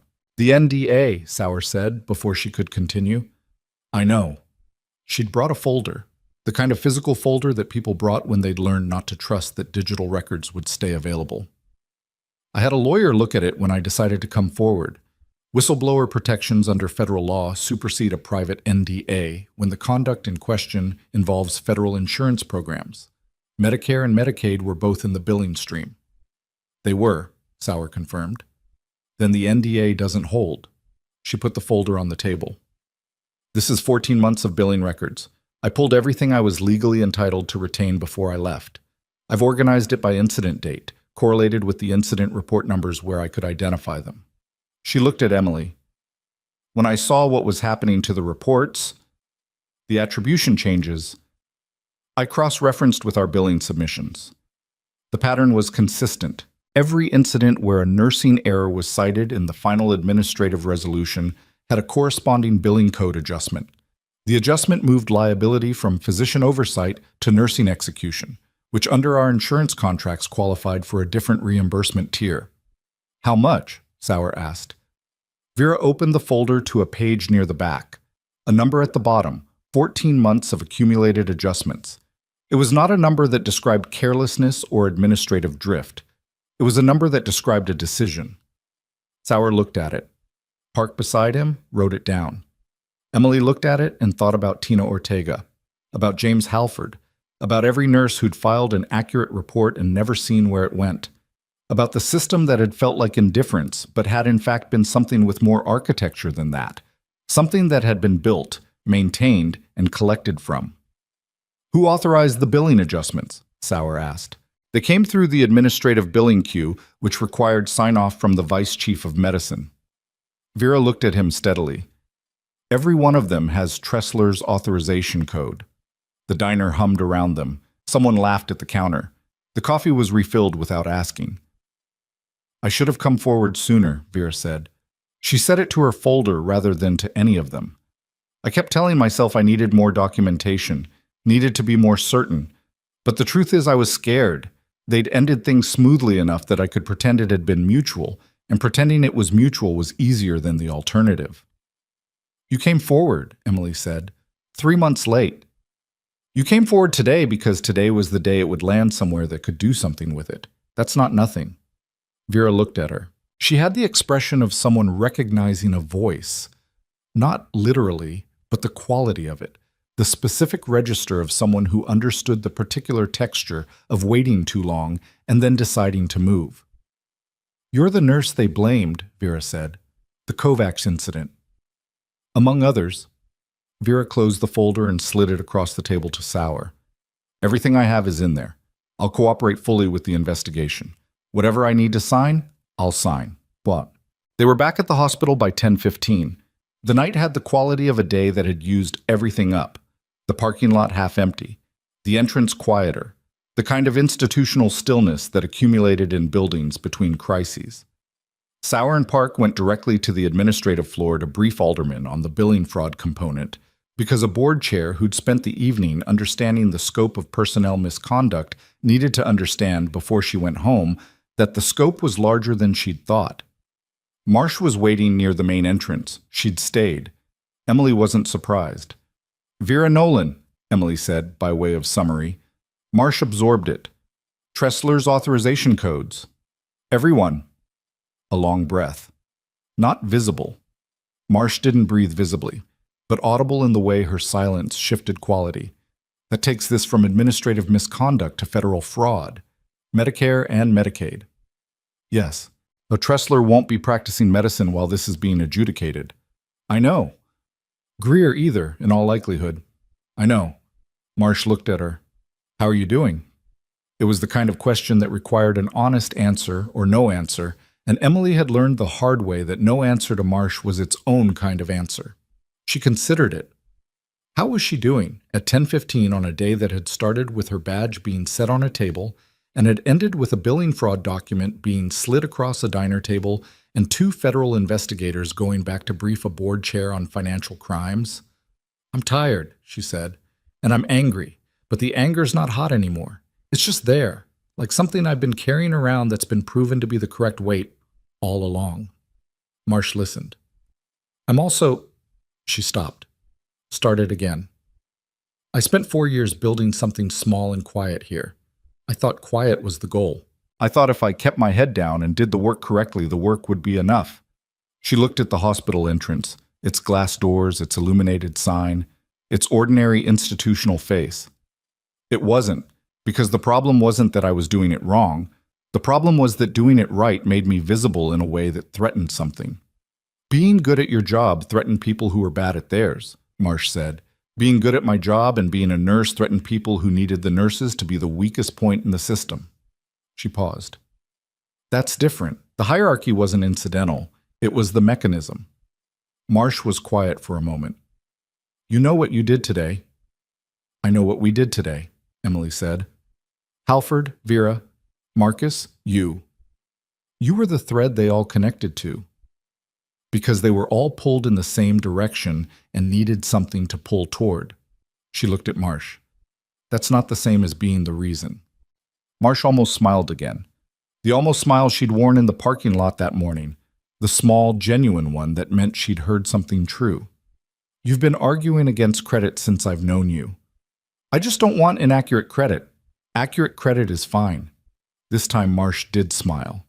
Small, contained, real. She went home at 11. The apartment was the same as she'd left it, which was obviously true and also felt significant in the way that ordinary things feel significant at the end of days that have consumed everything. A lamp on in the living room. A coffee cup she hadn't washed from that morning, before the 11 p.m. shift the night before.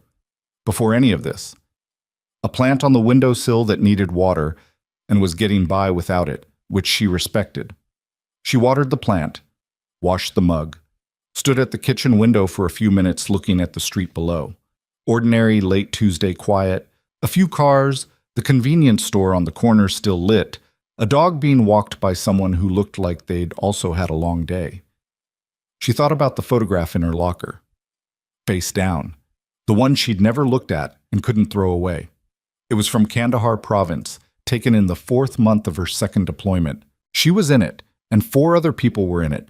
And 2 of those people were still alive and 2 weren't. and the photograph existed at the intersection of pride and grief in a way that didn't resolve into either one cleanly. She'd put it face down because looking at it cost something she hadn't always had.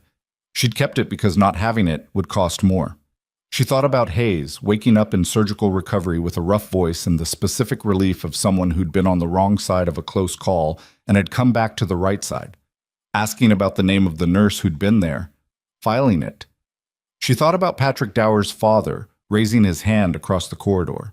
She thought about Mrs. Kovac, 64, the ICU, stable-ish, a word she was going to follow up on tomorrow because stable-ish was not the same as stable, and the follow-up wasn't optional just because Emily technically had no clinical standing in the building. She'd find a way. She always found a way. She went to bed at midnight and slept without difficulty, which surprised her, and which in another version of herself she might have interpreted as evidence that she was handling things correctly. She'd long since stopped interpreting her own sleep patterns as moral information. Sometimes you slept because the day was finished. This day was as finished as it was going to get tonight. That was enough. The formal meeting with the board was at 9 the next morning. It was not what she'd expected, which was that she'd expected it to be a process, procedural, careful, insulated. And it was those things, but it was also something more direct than she'd prepared for, which meant Alderman had spent the night with the billing fraud information and had come in with a revised understanding of what the morning needed to accomplish. Sauer and Park were present. Marsh was present. A state medical board representative had driven from the Capitol overnight, which told Emily something about how seriously the billing fraud component was being taken because state medical board representatives did not drive overnight for routine investigations. The hospital's legal counsel was present and had the expression of someone whose job had become significantly more complicated than it had been 24 hours ago. And Alderman, who sat at the head of the table with the compiled materials in front of her and started not with procedure, but with a statement. Ms. Carter, before we begin the formal record, and on behalf of the board of Redwood Valley Medical Center, I want to say directly and without qualification that what was done to you and to the other nursing staff whose records were falsified was a serious institutional failure. The mechanisms that should have prevented it failed. The oversight structures that should have caught it failed. And the people in leadership positions who actively constructed and maintained this pattern of misconduct have betrayed every person in this building and every patient who came through those doors. She looked at Emily across the table. I'm sorry. Emily looked back at her. She let the apology land. Not defensively, not performing graciousness, just receiving it as the thing it was. An acknowledgement from an institution that acknowledgments from institutions were hard to extract, and that this one had required a federal investigation, a billing fraud revelation, and a day that had cost everyone in this room something. Thank you, she said. It's not sufficient, Alderman said. I know that. The formal steps will follow, but I wanted to say it first. The formal steps did follow, and they took 2 hours, and they were less dramatic than the day before, but more consequential in the ways that would last. Emily gave a formal statement that became part of the federal record. The billing fraud documentation Vera had provided was formally entered into evidence. The state medical board representative confirmed that emergency suspension proceedings for both Greer and Tressler would be initiated by end of day, which meant neither man would have active clinical or administrative standing in any licensed medical facility in the state while the investigation was pending. Solis, separately, was notified that his non-response on the Kovacs escalation had been referred to the state board for a professional conduct review. He wasn't in the room. Emily didn't know where he was, and she found that she didn't need to know. At the end of the 2 hours, when the formal record was closed and the investigators had gathered their materials, Alderman asked Emily to stay. The room cleared. Marsh stayed. The legal counsel hesitated at the door. Alderman gave him a brief look, and he left. I want to talk about what comes next, Alderman said. Not as a board obligation, as a practical matter of what this hospital needs. Emily waited. We're going to be running without a functional chief of surgery and without a vice chief of medicine for the foreseeable future. The interim appointments we're making in the next 48 hours are going to stabilize operations, but stabilization isn't the same as rebuilding. She looked at Emily steadily. What we lack, at an institutional level, is exactly what you identified yesterday. The oversight structures failed because there was no one in a position of trust with both the clinical knowledge and the institutional access to catch what was happening to incident reports. We had compliance infrastructure. We didn't have someone who understood the clinical side well enough to know when the paperwork and the medicine didn't match. Emily recognized what she was being offered before Alderman said it. You want to create that position. We want to create a trauma education and clinical oversight role. Someone who works across departments, who has authority to review incident documentation for clinical accuracy, who builds the emergency response training program this facility has never properly had. Alderman paused. The IG's team recommended it, actually, as a structural reform, but we would have arrived there anyway. You want me to fill it? I want you to consider it, with full reinstatement, back pay for the time you were on improper leave, and a formal public acknowledgement of your role in identifying the misconduct. A pause. And your badge, with your name on it, in a building where everyone knows what that means. Emily looked at the table. The morning light was coming in flat and clear through the conference room windows, the particular uninvested light of early autumn that illuminated without warming, which she'd always found honest in a way she appreciated. It showed things as they were. She thought about what she'd told Marsh last night. 4 years building something small and quiet. The goal of keeping her head down. The belief that doing the work correctly was its own protection. That belief had been wrong. Not completely wrong. The work had mattered. The doing it correctly had mattered. Every chart note and escalation call and medication flag had mattered. But the belief that staying small protected you was wrong. Staying small just meant the thing that came for you arrived in a smaller space. It still arrived. I have conditions, she said. Alderman's expression said she'd expected nothing less. Tell me. The incident reporting system needs a structural overhaul. Nursing staff need visibility into the administrative resolution of their own reports, not just submission access, automatically and without request. She looked at Alderman. If that had existed, this pattern would have been caught within the first 3 months. Agreed. Marcus Webb gets a formal commendation for his cooperation with the investigation. And James Halford. Both of their altered reports are corrected in the record, and their personnel files reflect accurate documentation. Already in process. Vera Nolan's separation terms need to be reviewed. If she was pushed out for seeing what she saw, the separation package and NDA were coercive. That needs to be addressed. Alderman looked at her legal counsel's empty chair. I'll have that reviewed today. And Mrs. Darlene Kovach. Emily looked at her directly. She and her family need to be told the truth about what happened the night she coded, not a liability-managed version. The truth. The escalation that was made, the response time, what was in the chart, who accessed it, and when. She deserves to understand what happened to her. The room was quiet. That's going to open the hospital to a significant civil claim, Alderman said, not as an objection, as a statement of fact, the kind made by someone calculating the cost and deciding whether it was payable. I know, Emily said.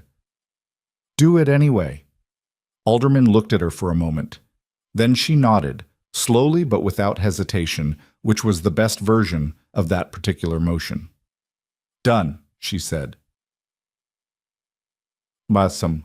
The public statement came 3 days later. Not a press conference in the dramatic sense. No cameras set up in the lobby, no podium with a seal. It was a formal statement released to the regional press and posted on the hospital's website, drafted with input from the IG's communications team and reviewed by the board, and it said in clean institutional language what had happened. A pattern of falsified incident reports, the misattribution of medical errors to nursing staff, a billing fraud scheme tied to those misattributions, and the identification of that pattern through the cooperation of nursing staff and a former compliance officer whose documentation had made the federal case possible. It named Greer and Tressler as the subjects of active federal and state investigations. It named Solus in the context of the professional conduct referral. It did not use the word wrongdoing in connection with Emily. It used the word vindicated, which was accurate and which she read once in her apartment, before folding the printed copy and putting it in the kitchen drawer with the other papers she kept in case she needed them. It also, in the third paragraph, named her directly. Emily Carter, registered nurse. 14 months of accurate documentation. The escalation flag at 3:42 a.m. that had existed in the record and been deliberately used against her. The emergency response during the mass casualty event that had, in the hospital board's formal assessment, prevented additional loss of life. The identification of the billing fraud component through cooperation with federal investigators. It did not call her a hero, which she was glad about. Hero was a word that flattened things. She wasn't a flat thing. Marcus texted her when the statement went up. They spelled your name right. She sent back, "That's the minimum." He replied with 3 laughing emojis, which was Marcus. She went back to the hospital on a Thursday morning, 2 weeks after the day everything had happened. Not for the new role, that was still being formalized, the structural paperwork taking the time structural paperwork takes, but because Hayes had been discharged and had asked, through Marsh, if Emily would be there. She was there. He walked out of the elevator on his own, which was better than anyone had initially projected. The recovery had been faster than Nguyen expected, though Nguyen had also said something to the effect that people who were in that level of physical condition coming in tended to surprise you on the way out. Hayes was in civilian clothes, had a duffel bag over his good shoulder, and walked with the slight, careful quality of someone whose body had been through something. It was still integrating. His unit sergeant was with him, a broad, serious man in his 40s who had driven from Fort Delmar that morning and who had the particular quality of senior enlisted that Emily recognized as its own distinct register. Not the formal authority of commissioned officers, but something more functional, more permanent. The authority of someone who had been keeping things running long enough that the running itself had become their identity. "Carter," Hayes said when he saw her. "Specialist." She looked at him. "You look better than the last time I saw you." "Pretty low bar." "Fair." His sergeant put out his hand and she shook it. "James Aldridge," he said. "I heard about what you did. The chart, the pre-op flag." Hayes had it in his file. "I just made sure it got to the right place." "That's what everyone keeps saying. The surgeon said the same thing. The investigator said the same thing." Aldridge looked at her with the measuring attention of someone who'd been evaluating people in difficult situations for a long time. "My experience, when everyone in a room says the same deflection about the same person, it means the person did the thing." She didn't argue. "Dorian said you talked to him," Aldridge continued, "when he was in recovery, before he went under, so he said he remembered your voice. I told him we had his chart, that we knew what he needed. He said it was the first thing that felt like someone was actually in charge." Aldridge paused. "In the field, that's what keeps people alive. Not equipment, not protocol. Someone with a voice that says, 'I know what I'm doing and you're going to be okay.' That's what you gave him." She held that. It landed somewhere it was going to stay. They stood in the lobby for a few more minutes, the kind of standing around that happened when a goodbye had already been said and the physical departure hadn't caught up yet. Hayes asked about the investigation, and she gave him the condensed version. He asked about her new role, and she said it was still being formalized. He said he hoped she got it, with the direct sincerity of someone who didn't use hope as a social filler. When they left, she stood at the lobby windows and watched the car pull out of the parking lot. She thought about 14 months, the 342 note, the chart that had always been accurate. Every patient who'd come through those doors and received accurate care from nursing staff who'd filed accurate reports that had been altered by people protecting a financial mechanism. The gap between what the record was made to say and what had actually happened in those rooms, at those bedsides, in the middle of those nights. She thought about the things she'd understood, not this week, not even this year, but in the accumulation of years that had brought her here, about the difference between silence and quiet. Silence was what got imposed. Quiet was what you chose, strategically, while you were doing the necessary work. She'd been confusing the two for a long time. She'd told herself her quiet was chosen when a lot of it had been imposed, and she'd called the imposition management. It wasn't management. It was just surviving in a space that hadn't been built to accommodate what she was. That was going to change. The formal reinstatement happened on a Friday afternoon, in a small ceremony that was not a ceremony but couldn't entirely avoid being one. The board chair, the interim chief of staff, Marsh in dress uniform because Marsh had apparently decided the occasion warranted it, Marcus in his regular scrubs because Marcus was not a ceremony person and had said so. Alderman handed Emily her badge. New one, same name, same credentials, different weight. Not physically, but the weight that came from everyone in the room knowing what it had taken to get it back and what it had cost to have it removed. Emily looked at it for a moment. Emily Carter, RN. The letters the same as they'd always been. The thing behind them different now, visible in a way she hadn't been able to make visible before, not because she'd been hiding, but because the system had needed her invisible and had worked to keep her that way. She clipped it to her scrub pocket. Marcus made a sound that was not quite a cheer and not quite a laugh, and was exactly what the moment needed. "Welcome back," Alderman said. "Thank you." Emily looked at the badge, then at the room. "I need to say something." The room settled. "This," she touched the badge, "matters. The formal record matters. The investigation matters. All of it matters." She paused. "But I want to say clearly that this outcome wasn't about me being exceptional. Vera Nolan filed accurate records for 6 years and saw something wrong and kept it documented until there was somewhere safe to take it. James Halford filed accurate incident reports and watched them come back different and sent a text at the right moment. Marcus Webb stood in a hallway and decided where he was going to stand." She looked around the room. "The reason this worked is that the right people refused to disappear. That's not exceptional. That's what people do when they decide the work is worth protecting." The room was quiet. "But here's what I want to say to anyone in this building who's been in the position we were in, who's filed the right note and watched it get used against them, who's escalated and been told they didn't escalate, who's done the work correctly and been made to feel like correctness was the problem." She stopped.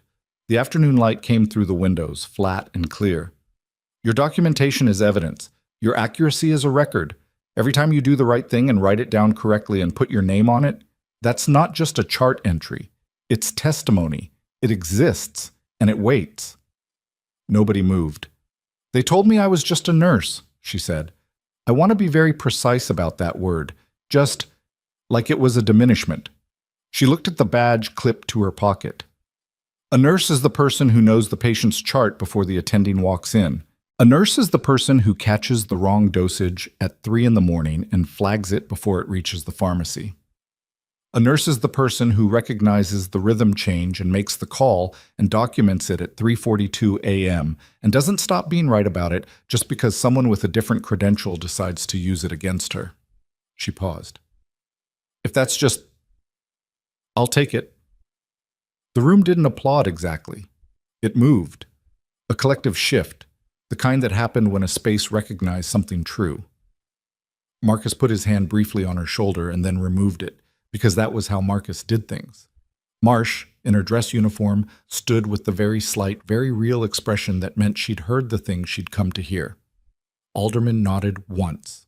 The clean, unambiguous nod of someone who understood that what had just been said was going to outlast the meeting. She took her first shift in the new role on a Monday, which felt right. Beginnings on Mondays had a certain structural logic. The role was still finding its shape. These things took time, the messy organizational time of new positions that had to grow into their own authority. She'd have incidents where the scope wasn't clear, and conversations that were harder than they should be, and days where the progress was invisible. She knew that. She'd done harder things in less structured environments. But the morning of that first Monday, before she went in, she sat in her car in the parking lot of Redwood Valley Medical Center for 3 minutes and did something she hadn't done in a long time. She opened her phone, found the photograph she'd taken years ago from the same angle as the one in her locker. Different photograph, one she kept on her phone instead of hiding face down, of the same people, the same unit, the same 4th month of the second deployment. In this one they were laughing. She didn't remember why. She remembered the light and the dust and the specific exhaustion that became ordinary and the specific pride that became structural. She looked at it for the full 3 minutes. Then she put her phone away, picked up her bag, and walked through the doors. The floor was already in motion. The particular morning energy of a hospital coming off a night shift and into a day one. The handoffs and the updates and the low-level organized urgency that never entirely stopped. She knew the rhythms of it. She'd been learning them for 4 years in this building alone, and for years before that in places where the stakes had been measured differently. A nurse she didn't know well, young, first or second year, with the look of someone still calibrating how much of themselves to bring to work, was charting at the nurse's station and looked up when Emily passed. "You're Emily Carter," she said. Not a question, a recognition. "I am," Emily said. The young nurse looked at her badge, back at her face. Something in her expression settled. The specific settling of someone who's been told a thing and is now seeing it, and finding that what they're seeing is both what they expected and also, somehow, more. "I heard about what happened," she said. "What you did." "What I did," Emily said, "was write accurate notes and refuse to stop being right about them." She looked at the chart the young nurse had been working on. "What are you working on?" The young nurse blinked, reoriented, turned the screen slightly. "Patient in Bay 2 post-op, BP trending down. I flagged it for the attending, but they haven't responded yet." "How long ago did you flag it?" 8 minutes. "And your instinct on the trend?" "It's not right. The rate of change is..." She pulled up the graph. "It's steeper than the vitals history suggests it should be." Emily looked at the graph. The young nurse was right. She was reading it accurately. She had flagged it appropriately, and now she was 8 minutes into the gap between the accurate reading and the response it required. "Document the trend separately," Emily said. "Not just the flag. The specific rate of change and your clinical observation. Your name, your timestamp. Then call the attending again. They'll think I'm..." "You're not asking for their opinion on your persistence. You're maintaining the clinical record and ensuring patient safety. Those aren't the same as bothering someone." Emily met her eyes. "Do it." The young nurse looked at her for a moment. Then she turned back to the screen and started typing. Emily moved through the floor. There were charts to review, a training session scheduled for the afternoon, a meeting with the interim chief of staff about the incident reporting overhaul, and somewhere in the building, Mrs. Darlene Kovacs was being moved from the ICU to a step-down unit because Stable-ish had, over 2 weeks, become stable, which was the best version of that particular trajectory. Emily made a note to stop by. She didn't know exactly what she'd say. She rarely did in those rooms. She'd sit with what was there and respond to what she found. That was the skill, not having the right words prepared but being present enough to find them. Titles don't save lives. Actions do. She'd believed that before she'd ever said it out loud in that lobby. She'd been living it in corridors and trauma bays and supply rooms and diners and parking lots for longer than she'd been able to name. The day was already moving. She moved with it, not invincible, not composed by design, not the version of herself that the story would want her to be, clean and resolved and finished, just here, still here, badge on, name visible, doing the work. That, in the end, was the whole of it. The staying, the accuracy. The refusal to let the record say something other than what she knew to be true, even when the people controlling the record were more powerful than she was, even when the cost of being right was everything she'd built. The record still existed, her name was still on it, and it had waited, exactly as long as it needed to, for the moment when it finally mattered.